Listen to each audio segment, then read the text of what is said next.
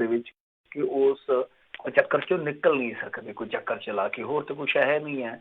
ਬਹਰਹਾਲ ਮਾੜੀਆਂ ਖਬਰਾਂ ਨੇ, ਹਰੇਕ ਪਾਸਿਓਂ ਮਾੜੀਆਂ ਖਬਰਾਂ ਨੇ। ਭਾਰਤੀ ਜਨਤਾ ਪਾਰਟੀ ਲਈ ਵੀ ਮਾੜੀ ਖਬਰ ਆ, ਕਿਉਂਕਿ ਅੱਜ 5ਵੇਂ ਗੇੜ ਦਾ ਇਲੈਕਸ਼ਨ ਉੱਥੇ ਹੋ ਗਿਆ ਝਾਰਖੰਡ ਦੇ ਵਿੱਚ, ਤੇ ਬੁਰੀ ਖਬਰ ਆਈ ਆ ਕਿ ਜਿਹੜੇ ਇਹਨਾਂ ਦੇ ਪੋਲ ਹੁੰਦੇ ਆ, ਤੁਹਾਨੂੰ ਪਤਾ ਨਿਊਜ਼ ਚੈਨਲ ਨਾਲ ਦੀ ਨਾਲ ਹੀ ਕਰ ਦਿੰਦੇ ਆ, ਤਾਂ ਉਹਨਾਂ ਦੇ ਵਿੱਚ ਇਹਨਾਂ ਦੀ ਸਰਕਾਰ ਟਾਟਾ ਕਰ ਗਈ ਆ। ਤੇ ਜਿਹੜੀ ਕਾਂਗਰਸ ਤੇ ਉਹਦੇ ਅਲਾਇੰਸ ਪਾਰਟਨਰ ਹੈ, ਉਹਨਾਂ ਨੇ ਉੱਥੇ ਗੱਠਜੋੜ ਬਣਾਇਆ ਸੀਗਾ, ਉਹ ਸੱਤਾ ਚ ਆਉਂਦੇ ਦੀਦੇ ਆ। ਮਤਲਬ ਕਿ ਬੁਰੀ ਖਬਰ ਆ। ਮਹਾਰਾਸ਼ਟਰ ਔਰ ਇਸ ਤੋਂ ਪਹਿਲਾਂ ਹਰਿਆਣੇ ਚ ਇਹਨਾਂ ਨੂੰ ਇੱਕ ਇਸ ਤਰ੍ਹਾਂ ਦੀ ਖਬਰ ਜਾਂ ਇਸ ਤਰ੍ਹਾਂ ਦਾ ਝਟਕਾ ਮਿਲ ਚੁੱਕਾ ਵਾ, ਤਾਂ ਝਾਰਖੰਡ ਦੇ ਵਿੱਚ ਹੁਣ ਮਿਲਣ ਜਾ ਰਿਹਾ। ਤਾਂ ਦੂਸਰੇ ਪਾਸੇ ਮਾੜੀ ਖਬਰ ਇਹ ਰਹੀ ਆ ਕਿ ਦੇਰ ਸ਼ਾਮ ਹੁਣੇ ਦੀ ਗੱਲ ਆ ਕਿ ਦੱਸਦੇ ਆ ਕਿ ਯੂਪੀ ਦੇ ਵਿੱਚ 5-6 ਮੌਤਾਂ ਹੋ ਗਈਆਂ ਗੋਲੀ ਦੇ ਨਾਲ ਜੀ।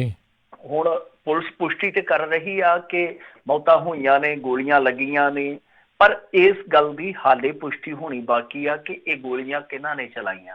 ਪੁਲਿਸ ਹਾਲਾਂਕਿ ਅਣਅਧਿਕਾਰਤ ਤੌਰ ਤੇ ਮੰਨਦੀ ਹੈ ਕਿ ਅਸੀਂ ਗੋਲੀਆਂ ਨਹੀਂ ਚਲਾਈਆਂ, ਤਾਂ ਫਿਰ ਗੋਲੀਆਂ ਕੌਣ ਚਲਾ ਗਿਆ? ਇਹ ਸਭ ਤੋਂ ਵੱਡਾ ਸਵਾਲ ਆ। ਸਵਾਲ ਅੱਜ ਉਸ ਵੇਲੇ ਵੀ ਉੱਥੇ ਆ ਜਦੋਂ ਬੰਗਾਲ ਦੇ ਵਿੱਚ ਪੱਥਰਬਾਜ਼ੀ ਕਰਦੇ ਕੁਛ ਬੰਦੇ ਫੜੇ ਗਏ, ਜਿਨ੍ਹਾਂ ਨੇ ਲੂੰਗੀ ਪਾਈ ਹੋਈ ਸੀਗੀ, ਟੋਪੀ ਲਾਈ ਹੋਈ ਸੀਗੀ, ਯਾਨੀ ਜਾਲੀਦਾਰ ਸ਼ਰੀਅਤ ਟੋਪੀ। ਤੇ ਜਦੋਂ ਉਹਨਾਂ ਨੂੰ ਫੜਿਆ ਗਿਆ, ਫਿਰ ਪੁੱਛਿਆ ਗਿਆ, ਕਹਿੰਦੇ ਕਿ ਅਸੀਂ YouTube ਚੈਨਲ ਵਾਸਤੇ ਸ਼ੂਟ ਕਰ ਰਹੇ ਹਾਂ, ਵੀਡੀਓ ਸ਼ੂਟ ਕਰ ਰਹੇ ਹਾਂ। ਤਾਂ ਜਦੋਂ ਚੰਗੀ ਤਰ੍ਹਾਂ ਘੋਖ ਕੀਤੀ ਗਈ ਤੇ ਉਹ ਭਾਰਤੀ ਜਨਤਾ ਪਾਰਟੀ ਦੇ ਨਿਕਲੇ ਆ। ਹਾਲਾਂਕਿ ਭਾਰਤੀ ਜਨਤਾ ਪਾਰਟੀ ਦੇ ਕੁਛ ਬੰਦੇ ਤੇ ਮੰਨੇ ਪਰ ਬਾਅਦ ਦੇ ਵਿੱਚ ਮੁੱਕਰ ਗਏ, ਬੰਗਾਲ ਦੀ ਘਟਨਾ। ਤਾਂ ਖੈਰ ਦਿੱਲੀ ਦੇ ਵਿੱਚ ਵੀ ਅੱਜ ਸਰਗਰਮੀਆਂ ਜਿਹੜੀਆਂ ਜਾਰੀ ਰਹੀਆਂ ਨੇ। ਇੱਥੇ ਵੀ ਇੱਕ ਬਹੁਤ ਜ਼ਬਰਦਸਤ ਪ੍ਰਦਰਸ਼ਨ ਹੋਇਆ। ਕਾਰਨ ਤੁਹਾਨੂੰ ਸਭ ਨੂੰ ਪਤਾ ਕਿ ਅੱਜ ਜੁਮਾ ਰੋਜ਼ ਹੈ, ਜੁਮੇ ਦਾ ਦਿਨ ਸੀਗਾ, ਨਮਾਜ਼ ਅਦਾ ਹੁੰਦੀ ਹੈ। ਜਾਮਾ ਮਸਜਿਦ ਬਹੁਤ ਵੱਡੀ ਜਗ੍ਹਾ ਮੁਸਲਮਾਨ ਭਾਈਚਾਰੇ ਵਾਸਤੇ। ਤਾਂ ਉਸ ਤੋਂ ਬਾਅਦ ਉੱਥੇ ਹਜ਼ਾਰਾਂ ਦੀ ਤਾਦਾਦ ਦੇ ਵਿੱਚ ਭੀੜ ਜੁਟੀ। ਉਹ ਭੀੜ ਜਿਹੜੀ ਆ ਉਹ ਅੱਗੇ ਦਰਿਆਗੰਜ ਨੂੰ ਵਧਣ ਲੱਗੀ। ਫਿਰ ਉਸ ਦੇ ਵਿੱਚ ਚੰਦਰ ਸ਼ੇਖਰ ਉਰਫ ਰਾਵਣ ਜਿਹੜਾ ਦਲਿਤ ਨੌਜਵਾਨ ਆਗੂ ਆ, ਉਹ ਵੀ ਆ ਵੜਿਆ। ਤਾਂ ਯਾਨੀ ਉੱਥੇ ਪੂਰਾ ਇੱਕ ਤਰ੍ਹਾਂ ਨਾਲ ਕਹਿ ਲਈਏ ਕਿ ਕੰਮ ਕੰਢਿਆਂ ਤੇ ਚਲੇ ਗਿਆ, ਪਰ ਫਿਰ ਵੀ ਸ਼ਾਂਤੀ ਬਣੀ ਰਹੀ। ਪਰ ਇਹ ਸ਼ਾਂਤੀ ਟਿਕੀ ਨਹੀਂ। ਦੇਰ ਸ਼ਾਮ ਦਿੱਲੀ ਦੇ ਵਿੱਚ ਵੀ ਹਿੰਸਾ ਹੋਈ ਆ, ਕੁਛ ਗੱਡੀਆਂ ਜਿਹੜੀਆਂ ਸਾੜੀਆਂ ਗਈਆਂ, ਫੂਕੀਆਂ ਗਈਆਂ। ਪਰ ਉੱਤਰ ਪ੍ਰਦੇਸ਼ ਦੇ ਵਿੱਚ ਜੇ ਤੁਸੀਂ ਵੇਖੋਗੇ ਤਾਂ ਮੇਰੇ ਖਿਆਲ ਦੇ ਨਾਲ ਬਹੁਤ ਵੱਡੇ ਵੱਡੇ ਜ਼ਿਲ੍ਹੇ ਆ ਜਿਹੜੇ, ਜਿੱਦਾਂ ਲਾ ਲਓ ਮੁਜ਼ੱਫਰਨਗਰ, ਫਿਰੋਜ਼ਾਬਾਦ, ਇਸ ਤਰ੍ਹਾਂ ਦੇ ਜਿਹੜੇ ਵੱਡੇ ਵੱਡੇ ਇਲਾਕੇ ਆ, ਉਹਨਾਂ ਦੇ ਵਿੱਚ ਹਿੰਸਾ ਅੱਜ ਨਹੀਂ ਰੁਕੀ। ਮਤਲਬ ਕਿ ਕੱਲ ਵੀ ਹੋਈ ਆ, ਅੱਜ ਵੀ ਨਿਰੰਤਰ ਹੁੰਦੀ ਰਹੀ ਆ। ਬੰਗਾਲ ਦੇ ਵਿੱਚ ਮਮਤਾ ਬੈਨਰਜੀ ਜਿਹੜੀ ਆ ਉਹ ਇੱਕ ਵੱਖਰੀ ਲੜਾਈ ਲੜ ਰਹੀ ਆ। ਉਹ ਸਿੱਧਾ ਚੈਲੰਜ ਕਰ ਰਹੀ ਆ ਕਿ ਮੇਰੀ ਸਰਕਾਰ ਬਰਖਾਸਤ ਹੁੰਦੀ ਤੇ ਹੋ ਜਾਵੇ, ਪਰ ਮੈਂ ਨਹੀਂ ਟਲਦੀ, ਮੈਂ ਮਤਲਬ ਕਿ ਇਹ ਵਿਰੋਧ ਕਰੂੰਗੀ। ਸੋ ਇਹ ਸਾਰਾ ਕੁਛ ਹੈ ਜਿਹੜਾ ਉਹ ਅੱਜ ਨਿਰੰਤਰ ਚੱਲਿਆ, ਲਗਾਤਾਰ ਚੱਲਿਆ। ਤਾਂ ਜਿੱਦਾਂ ਤੁਸੀਂ ਹੁਣ ਇੱਕ ਇਹ ਖਬਰ ਦੇ ਹੀ ਦਿੱਤੀ ਆ ਕਿ ਬਹੁਤ ਵੱਡੀ ਤਾਦਾਦ ਉਹਨਾਂ ਲੋਕਾਂ ਦੀ ਆ ਜਿਨ੍ਹਾਂ ਨੂੰ ਨਾਮਜ਼ਦ ਕੀਤਾ ਜਾ ਰਿਹਾ ਪਰਚਿਆਂ ਦੇ ਵਿੱਚ। ਖਾਸ ਤੌਰ ਤੇ ਗੁਜਰਾਤ ਦੇ ਵਿੱਚ ਤੁਸੀਂ ਦੇਖਿਆ ਹੋਵੇਗਾ, ਅਹਿਮਦਾਬਾਦ ਦੇ ਵਿੱਚ ਭੀੜ ਜਿਹੜੀ ਸੀਗੀ ਉਹਨੇ ਬਹੁਤ ਬੇਕਿਰਕੀ ਦੇ ਨਾਲ ਉੱਥੇ ਪੱਥਰਬਾਜ਼ੀ ਕੀਤੀ, ਪੁਲਿਸ ਵਾਲਿਆਂ ਤੇ ਕਾਫੀ ਸੱਟਾਂ ਲੱਗੀਆਂ। ਤਾਂ ਉਹ ਇੱਕ ਤਰ੍ਹਾਂ ਨਾਲ ਕਹਿ ਲਈਏ ਕਿ ਇਹਨਾਂ ਲਈ ਤੇ ਦੂਰਾ ਸੱਲ ਆ। ਇੱਕ ਤੇ ਇਹ ਆ ਕਿ ਪੁਲਿਸ ਉੱਥੇ ਕੁੱਟੀ ਗਈ, ਦੂਸਰਾ ਇਹ ਆ ਕਿ ਇਹਨਾਂ ਦੇ ਆਪਣੇ ਜਿਹੜਾ ਗ੍ਰਹਿ ਰਾਜ ਆ ਉਹਦੇ ਵਿੱਚ ਇਸ ਤਰ੍ਹਾਂ ਦੀ ਇੱਕ ਭੀੜ ਉਤਰ ਆਵੇ ਸੜਕਾਂ ਤੇ, ਅਹਿਮਦਾਬਾਦ ਵਰਗੇ ਸ਼ਹਿਰ ਦੇ ਵਿੱਚ। ਅਮਿਤ ਸ਼ਾਹ ਤੇ ਨਰਿੰਦਰ ਮੋਦੀ ਵਾਸਤੇ ਉਹ ਵੀ ਇੱਕ ਨਮੋਸ਼ੀਜਨਕ ਗੱਲ ਆ ਕਿ ਤੁਹਾਡੇ ਆਪਣੇ ਸਟੇਟ ਦੇ ਲੋਕ ਜਿਹੜੇ ਆ, ਤੁਹਾਡਾ ਜਿਹੜਾ ਹੋਮ ਸਟੇਟ ਆ, ਤੁਹਾਡਾ ਗ੍ਰਹਿ ਰਾਜ ਆ ਤੁਹਾਡਾ, ਉਹਦੇ ਵਿੱਚ ਵੀ ਲੋਕ ਜਿਹੜੇ ਆ, ਤੁਸੀਂ ਕਹਿੰਦੇ ਹੋ ਕਿ ਸਬਕਾ ਸਾਥ, ਸਬਕਾ ਵਿਕਾਸ, ਸਬਕਾ ਵਿਸ਼ਵਾਸ, ਤਾਂ ਤੁਹਾਡੇ ਲੋਕ ਵੀ ਤੁਹਾਡੇ ਤੇ ਵਿਸ਼ਵਾਸ ਨਹੀਂ ਪਕੇਰਾ ਕਰ ਪਾ ਰਹੇ। ਕਿਤੇ ਨਾ ਕਿਤੇ ਨੁਕਸ ਤੇ ਹੈ, ਕਿਤੇ ਨਾ ਕਿਤੇ ਕੋਈ ਨਾ ਕੋਈ ਕੁਤਾਹੀ ਤੇ ਜ਼ਰੂਰ ਹੋਈ ਆ। ਤਾਂ ਖੈਰ ਇਹ ਸਾਰਾ ਕੁਛ ਚੱਲਦਾ ਰਿਹਾ। ਤਾਮਿਲਨਾਡੂ ਦੇ ਵਿੱਚ ਵੀ ਸਿਲਸਿਲਾ ਇਸ ਤਰ੍ਹਾਂ ਹੀ ਚੱਲਿਆ, ਪ੍ਰਦਰਸ਼ਨ ਹੋਏ ਆ, 600 ਵਿਅਕਤੀ ਜਿਹੜੇ ਆ ਉਹ ਨਾਮਜ਼ਦ ਕੀਤੇ ਗਏ ਆ। ਕਰਨਾਟਕ ਦੇ ਵਿੱਚ ਤੇ ਤੁਹਾਨੂੰ ਪਤਾ ਹੀ ਆ ਉੱਥੇ ਚੱਲਦਾ ਪਿਆ ਕੰਮ। 144 ਨੂੰ ਉੱਥੇ 22 ਦਸੰਬਰ ਤੱਕ ਵਧਾ ਦਿੱਤਾ ਗਿਆ। ਹਾਲਾਂਕਿ 144 ਬਾਰੇ ਵੀ ਕੋਰਟ ਨੇ ਕਾਫੀ ਵੱਡੀ ਟਿੱਪਣੀ ਕੀਤੀ। ਉਹ ਕਹਿੰਦੇ ਕਿ ਤੁਸੀਂ ਪ੍ਰਦਰਸ਼ਨ ਤੋਂ ਪਹਿਲਾਂ ਹੀ 144 ਲਾ ਕੇ, ਜੋ ਪ੍ਰਦਰਸ਼ਨ ਦਾ ਇੱਕ ਅਧਿਕਾਰ ਹੈ, ਫੰਡਾਮੈਂਟਲ ਰਾਈਟ ਹੈ, ਤਾਂ ਤੁਸੀਂ ਉਹਨੂੰ ਵੀ ਖਤਮ ਕਰ ਦਿੰਦੇ ਹੋ। ਤਾਂ ਇਹਦੇ ਤੇ ਵੀ ਸਵਾਲ ਖੜੇ ਹੋ ਰਹੇ ਆ ਕਿ ਠੀਕ ਆ, ਜਦੋਂ ਤੁਹਾਨੂੰ ਲੱਗਦਾ ਕਿ ਸਥਿਤੀ ਜਿਹੜੀ ਆ ਉਹ ਕੰਟਰੋਲ ਤੋਂ ਬਾਹਰ ਹੋ ਸਕਦੀ ਆ, ਭੀੜ ਜਿਹੜੀ ਆ ਉਹ ਉਗਰ ਹੋ ਸਕਦੀ ਆ, ਹਿੰਸਕ ਹੋ ਸਕਦੀ ਆ, ਉਦੋਂ ਤੇ ਚਲੋ ਤੁਸੀਂ ਜੋ ਵੀ ਚੀਜ਼ਾਂ ਕਰਨੀਆਂ ਕਰ ਸਕਦੇ ਹੋ। ਪਰ ਜਦੋਂ ਤੁਸੀਂ ਇੱਕ ਅਗਾਊ ਚੇਤਾਵਨੀ ਦੇ ਕੇ ਤੇ 144 ਲਾ ਦਿੰਦੇ ਹੋ ਤਾਂ ਉਹ ਇੱਕ ਫੰਡਾਮੈਂਟਲ ਰਾਈਟ ਹੈ ਜਿਹੜਾ ਕਿਤੇ ਨਾ ਕਿਤੇ ਉਹਦੀ ਵਾਇਲੇਸ਼ਨ ਵੀ ਹੁੰਦੀ ਹੈ। ਖੈਰ ਇਹ ਵੀ ਇੱਕ ਕੋਰਟ ਦੇ ਵਿੱਚੋਂ ਟਿੱਪਣੀ ਆਈ ਆ। ਤਾਂ ਕੁਛ ਗ੍ਰਿਫਤਾਰੀਆਂ ਜਿਹੜੀਆਂ ਉਹ ਹੋਈਆਂ ਨੇ। ਅੱਜ ਮੇਰੇ ਖਿਆਲ ਦੇ ਨਾਲ ਏਸ਼ਨਪੁਰ ਥਾਣੇ ਦੇ ਵਿੱਚ ਵੀ ਇੱਕ ਮਾਮਲਾ ਦਰਜ ਕੀਤਾ ਗਿਆ, ਉਹਦੇ ਵਿੱਚ ਵੀ ਹਜ਼ਾਰਾਂ ਲੋਕ ਨਾਮਜ਼ਦ ਹੋਏ ਆ। 49 ਲੋਕਾਂ ਨੂੰ ਗ੍ਰਿਫਤਾਰ ਗੁਜਰਾਤ ਦੇ ਵਿੱਚ ਕਰ ਲਿਆ ਗਿਆ। ਬਨਾਸਕਾਂਠਾ ਦੇ ਵਿੱਚ ਜਿਹੜਾ ਪੁਲਿਸ ਕਾਰ ਤੇ ਹਮਲਾ ਹੋਇਆ ਸੀ ਉਹਦੇ ਵਿੱਚ ਵੀ ਕਾਫੀ ਜਿਹੜੇ ਪ੍ਰਦਰਸ਼ਨਕਾਰੀ ਆ ਉਹ ਨਾਮਜ਼ਦ ਕੀਤੇ ਗਏ ਆ। ਕੁਛ ਨੂੰ ਮੇਰੇ ਖਿਆਲ ਦੇ ਨਾਲ ਆਇਡੈਂਟੀਫਾਈਡ ਵੀ ਕਰ ਲਿਆ ਗਿਆ, ਕੁਛ ਉਸ ਮਾਮਲੇ 'ਚ ਵੀ ਗ੍ਰਿਫਤਾਰ ਕਰ ਲਿਆ ਗਿਆ। ਤਾਂ ਵੱਡੀਆਂ ਗੱਲਾਂ ਇਹੋ ਹੀ ਆ। ਪਰ ਵੱਡੀਆਂ ਗੱਲਾਂ ਦੇ ਵਿੱਚੋਂ ਇੱਕ ਵੱਡੀ ਗੱਲ ਇਹ ਵੀ ਆ ਕਿ ਦੇਰ ਸ਼ਾਮ ਅੱਜ ਗ੍ਰਹਿ ਮੰਤਰਾਲੇ ਦਾ ਇੱਕ ਟਵੀਟ ਆਇਆ, ਮਤਲਬ ਕਿ ਇੱਕ ਵੱਡੇ ਅਧਿਕਾਰੀ ਦਾ ਟਵੀਟ ਆਇਆ। ਉਹਨਾਂ ਨੇ ਸਾਫ਼ ਕਰ ਦਿੱਤਾ, ਮਤਲਬ ਕਿ ਮੈਨੂੰ ਲੱਗਦਾ ਕਿ ਫੂਕ ਨਿਕਲ ਗਈ ਆ। ਤਾਂ ਉਹਨਾਂ ਨੇ ਸਾਫ਼ ਕਰ ਦਿੱਤਾ ਕਿ 87 ਤੋਂ ਬਾਅਦ ਵਾਲਾ, ਮਤਲਬ ਕਿ ਜੋ 87 ਤੋਂ ਬਾਅਦ ਵਾਲਾ ਜੰਮਿਆ ਉਹ ਇੰਡੀਆ ਦਾ ਨਾਗਰਿਕ ਹੀ ਆ। ਮਤਲਬ ਕਿ ਜਿਹਦਾ ਜਨਮ 87 ਜਾਂ 87 ਤੋਂ ਬਾਅਦ ਹੋਇਆ ਤਾਂ ਉਹ ਇੰਡੀਆ ਦਾ ਨਾਗਰਿਕ ਹੀ ਆ। ਤੇ ਜੇ ਕੋਈ 87 ਤੋਂ ਬਾਅਦ ਮਤਲਬ ਕਿ 88, 99, 90 ਚ ਜੰਮਿਆ ਤੇ ਉਹਦਾ ਬਾਪ ਜਾਂ ਉਹਦੀ ਮਾਈ ਜਿਹੜੀ ਆ ਉਹ 87 ਚ ਜੰਮੇ ਆ, 87 ਤੋਂ ਬਾਅਦ ਜੰਮੇ ਆ, ਤਾਂ ਉਹ ਇੰਡੀਅਨ ਨਾਗਰਿਕ ਹੀ ਆ। ਤਾਂ ਇਸ ਚੀਜ਼ ਨੂੰ ਹੁਣ ਤੁਸੀਂ ਥੋੜਾ ਜਿਹਾ ਵਿਚਾਰ ਕੇ ਵੇਖੋ ਤਾਂ ਲੱਗਦਾ ਇਸ ਤਰ੍ਹਾਂ ਹੀ ਹੈ, ਕਿਤੇ ਨਾ ਕਿਤੇ ਮਨ ਬਣਾ ਲਿਆ ਕਿ ਹੁਣ ਬੈਕਫੁੱਟ ਤੇ ਖੇਡਣ ਦਾ ਭਲਾ ਹੈ। ਨਹੀਂ ਤੇ ਕਿਉਂਕਿ ਦੋਵਾਂ ਮੋਰਚਿਆਂ ਤੇ ਇਕੱਠੇ ਨਹੀਂ ਲੜ ਸਕਦੇ ਇਸ ਵੇਲੇ। ਜੇ ਤੁਸੀਂ ਵੇਖੋਗੇ ਕਿ ਇੱਕ ਤਾਂ ਇਕਨੋਮੀ ਜਿਹੜੀ ਆ ਉਹ ਇਤਿਹਾਸਕ ਰਸਾਤਲ ਦੇ ਵਿੱਚ ਆ, ਇੱਕ ਇਤਿਹਾਸਕ ਡਾਊਨਫਾਲ ਆ, ਇਤਿਹਾਸਕ ਮੰਦਾ ਹੈ। ਔਰ ਇੱਥੋਂ ਤੱਕ ਕਈ ਮਾਹਰ ਮੈਂ ਸੁਣਦਾ ਤਾਂ ਕਈ ਮਾਹਰ ਤੇ ਇਹ ਕਹਿੰਦੇ ਆ ਕਿ ਅਸਲ ਦੇ ਵਿੱਚ ਐਕਚੁਅਲ ਜਿਹੜੀ ਗਰੋਥ ਰੇਟ ਹੈ ਇੰਡੀਆ ਦੀ ਉਹ 1.5% ਰਹਿ ਗਈ ਆ ਮਹਿਜ਼ GDP ਦੀ। 1.5%, ਬਾਕੀ ਅੰਕੜਿਆਂ ਦੀ ਹੇਰ ਫੇਰ ਆ। ਤਾਂ ਮਤਲਬ ਕਹਿਣ ਦਾ ਇਹੋ ਆ ਕਿ ਦੇਖੋ ਕੱਲ ਮੈਂ ਵਿਗਿਆਪਨਾਂ ਦੀ ਗੱਲ ਕੀਤੀ ਸੀਗੀ, ਇਸ਼ਤਿਹਾਰਬਾਜ਼ੀ ਜਿਹੜੀ ਇਹਨਾਂ ਨੇ ਮੀਡੀਆ 'ਚ ਕੀਤੀ ਆ। ਅੱਜ ਜਿਹੜਾ ਇਹ ਟਵੀਟ ਆਇਆ ਮਤਲਬ ਕਿ ਜੋ ਇਹਨਾਂ ਨੇ ਆਪਣਾ ਪੱਖ ਰੱਖਿਆ ਵਾ ਕਿ 87 ਜਾਂ 87 ਤੋਂ ਬਾਅਦ ਵਾਲੇ ਜਿਹੜੇ ਜਵਾਕ ਆ ਜਾਂ ਉਹਨਾਂ ਦੇ ਮਾਂ-ਬਾਪ ਆ 87 ਤੋਂ ਪਿੱਛਾਂ ਦੇ, ਤਾਂ ਉਹ ਇੱਕ ਤਰ੍ਹਾਂ ਨਾਲ ਲੱਗਦਾ ਇਹੋ ਹੀ ਆ ਕਿ ਇਹਨਾਂ ਨੇ ਫੈਸਲਾ ਕਰ ਲਿਆ। ਕਿਉਂਕਿ ਮੀਟਿੰਗ ਸੀਗੀ, ਅਮਿਤ ਸ਼ਾਹ ਨੇ ਇੱਕ ਕਹੀਏ ਕਿ ਬਹੁਤ ਇੱਕ ਕੌਨਫੀਡੈਂਸ਼ੀਅਲ ਮੀਟਿੰਗ ਕੀਤੀ ਆ। ਤਾਂ ਉਹਦੇ ਵਿੱਚ ਸ਼ਾਇਦ ਇਹੀ ਨਿਰਣਾ ਹੋਇਆ, ਇਹੀ ਡਿਸਾਈਡ ਹੋਇਆ ਕਿ ਇੱਕੋ ਵੇਲੇ ਦੋ ਮੁਹਾਜ਼ ਤੇ ਲੜਨਾ ਹੁਣ ਔਖਾ, ਕਿ ਇੱਕ ਤੇ ਆਰਥਿਕ ਮੰਦੀ ਦੇ ਨਾਲ ਲੜਿਆ ਜਾਵੇ ਔਰ ਦੂਸਰਾ ਆਪਣੀ ਜਨਤਾ ਦੇ ਖਿਲਾਫ ਲੜਿਆ ਜਾਵੇ। ਤਾਂ ਮੈਨੂੰ ਇਹੀ ਲੱਗਦਾ ਕਿ ਆਉਣ ਵਾਲੇ ਸਮੇਂ ਦੇ ਵਿੱਚ ਇਹਨਾਂ ਨੇ ਆ ਜਿਹੜਾ ਭੁਚੱਕਾ ਵੇਖਿਆ ਕੁਝ ਸਮੇਂ ਲਈ ਰੈਸਟ ਜ਼ਰੂਰ ਕਰਨਗੇ। ਉਹਦਾ ਇੱਕ ਕਾਰਨ ਹੋਰ ਵੀ, ਜਿਵੇਂ ਆਪਾਂ ਝਾਰਖੰਡ ਦੀ ਗੱਲ ਕੀਤੀ, ਮੈਂ ਝਾਰਖੰਡ ਦੀ ਗੱਲ ਇਸੇ ਕਰਕੇ ਕੀਤੀ ਆ ਕਿ ਇਹਨਾਂ ਦੀ ਮੁੱਠੀ ਚੋਂ ਰਾਜ ਜਿਹੜੇ ਆ ਉਹ ਲਗਾਤਾਰ ਰੇਤ ਵਾਂਗੂ ਘਿਰ ਰਹੇ ਆ। ਇੱਕ ਚੀਜ਼ ਇਹ ਵੀ ਜਿਹੜੀ ਆ ਉਹ ਸਿਆਸਤ ਦੇ ਵਿੱਚ ਕਿਤੇ ਨਾ ਕਿਤੇ ਇੰਪੈਕਟ ਕਰਦੀ ਆ। ਦੂਜੀ ਚੀਜ਼ ਇਹ ਹੈ ਕਿ ਰਾਜ ਸਭਾ ਦੇ ਵਿੱਚ ਜਿਵੇਂ ਜਿਵੇਂ ਰਾਜ ਨਿਕਲਣਗੇ ਹੱਥਾਂ ਚੋਂ ਉਦਾਂ ਦਾ ਰਾਜ ਸਭਾ ਦੇ ਵਿੱਚੋਂ ਵੀ ਇਹਨਾਂ ਦੀ ਜਿਹੜੀ ਆ ਆਉਣ ਵਾਲੇ ਸਮੇਂ ਦੇ ਵਿੱਚ ਮੈਜੋਰਟੀ ਜਿਹੜੀ ਆ ਉਹ ਪ੍ਰਭਾਵਿਤ ਹੋਏਗੀ। ਸੋ ਇਹ ਸਾਰੀਆਂ ਚੀਜ਼ਾਂ ਜਿਹੜੀਆਂ ਸੋਚੀਆਂ ਜਾਣਗੀਆਂ, ਵਿਚਾਰੀਆਂ ਜਾਣਗੀਆਂ, ਪਰ ਜਿੰਨਾ ਇਹਨਾਂ ਨੇ ਸੋਚਿਆ ਸੀਗਾ, ਕਿਆਫਾ ਲਾਇਆ ਸੀਗਾ ਕਿ ਇਹ ਸਭ ਕੁਝ ਐਡਾ ਸਰਲ ਹੋ ਜਾਊਗਾ, ਐਡਾ ਸੌਖ ਨਾਲ ਹੋ ਜਾਊਗਾ, ਲੱਗਦਾ ਕਿ ਸਭ ਕੁਝ ਉਹਦੇ ਉਲਟ ਗਿਆ ਵਾ। ਜੀ। ਤੇ ਮਿੰਟੂ ਜੀ ਵੈਸੇ ਇੱਕ ਚੀਜ਼ ਜੇ ਇਸ ਪੱਖ ਤੋਂ ਵੀ ਜਿਹੜੀ ਉਹ ਦੇਖੀ ਜਾਵੇ, ਜਿੱਦਾਂ ਹੁਣ ਮੰਨ ਲਓ ਵੀ ਬਹੁਤ ਸਾਰੇ ਜਿਹੜੇ ਲੋਕ ਇਸ ਕਾਨੂੰਨ ਦੇ ਤਹਿਤ ਜੋ ਸਿਟੀਜ਼ਨ ਨਹੀਂ ਸੀ ਬਣਦੇ, ਜਿਨ੍ਹਾਂ ਨੇ ਦਹਾਕਿਆਂ ਬੱਧੀ ਮਿਹਨਤਾਂ ਕਰਕੇ ਘਰ ਬਣਾਏ, ਕਾਰੋਬਾਰ ਬਣਾਏ, ਜਮਾਂ ਪੂੰਜੀਆਂ ਕੀਤੀਆਂ, ਹੋਰ ਕੁਛ ਕੀਤੀਆਂ, ਜੇ ਉਹ ਸਿਟੀਜ਼ਨ ਨਹੀਂ ਤਾਂ ਇਹਦਾ ਮਤਲਬ ਉਹਨਾਂ ਦੇ ਉੱਤੇ ਕਿਸੇ ਦਾ ਵੀ ਇਖਤਿਆਰ ਨਹੀਂ ਤੇ ਇਹ ਸਭ ਕੁਛ ਆਪਣੇ ਕਬਜ਼ੇ 'ਚ ਵੀ ਲੈ ਸਕਦੇ ਸੀ।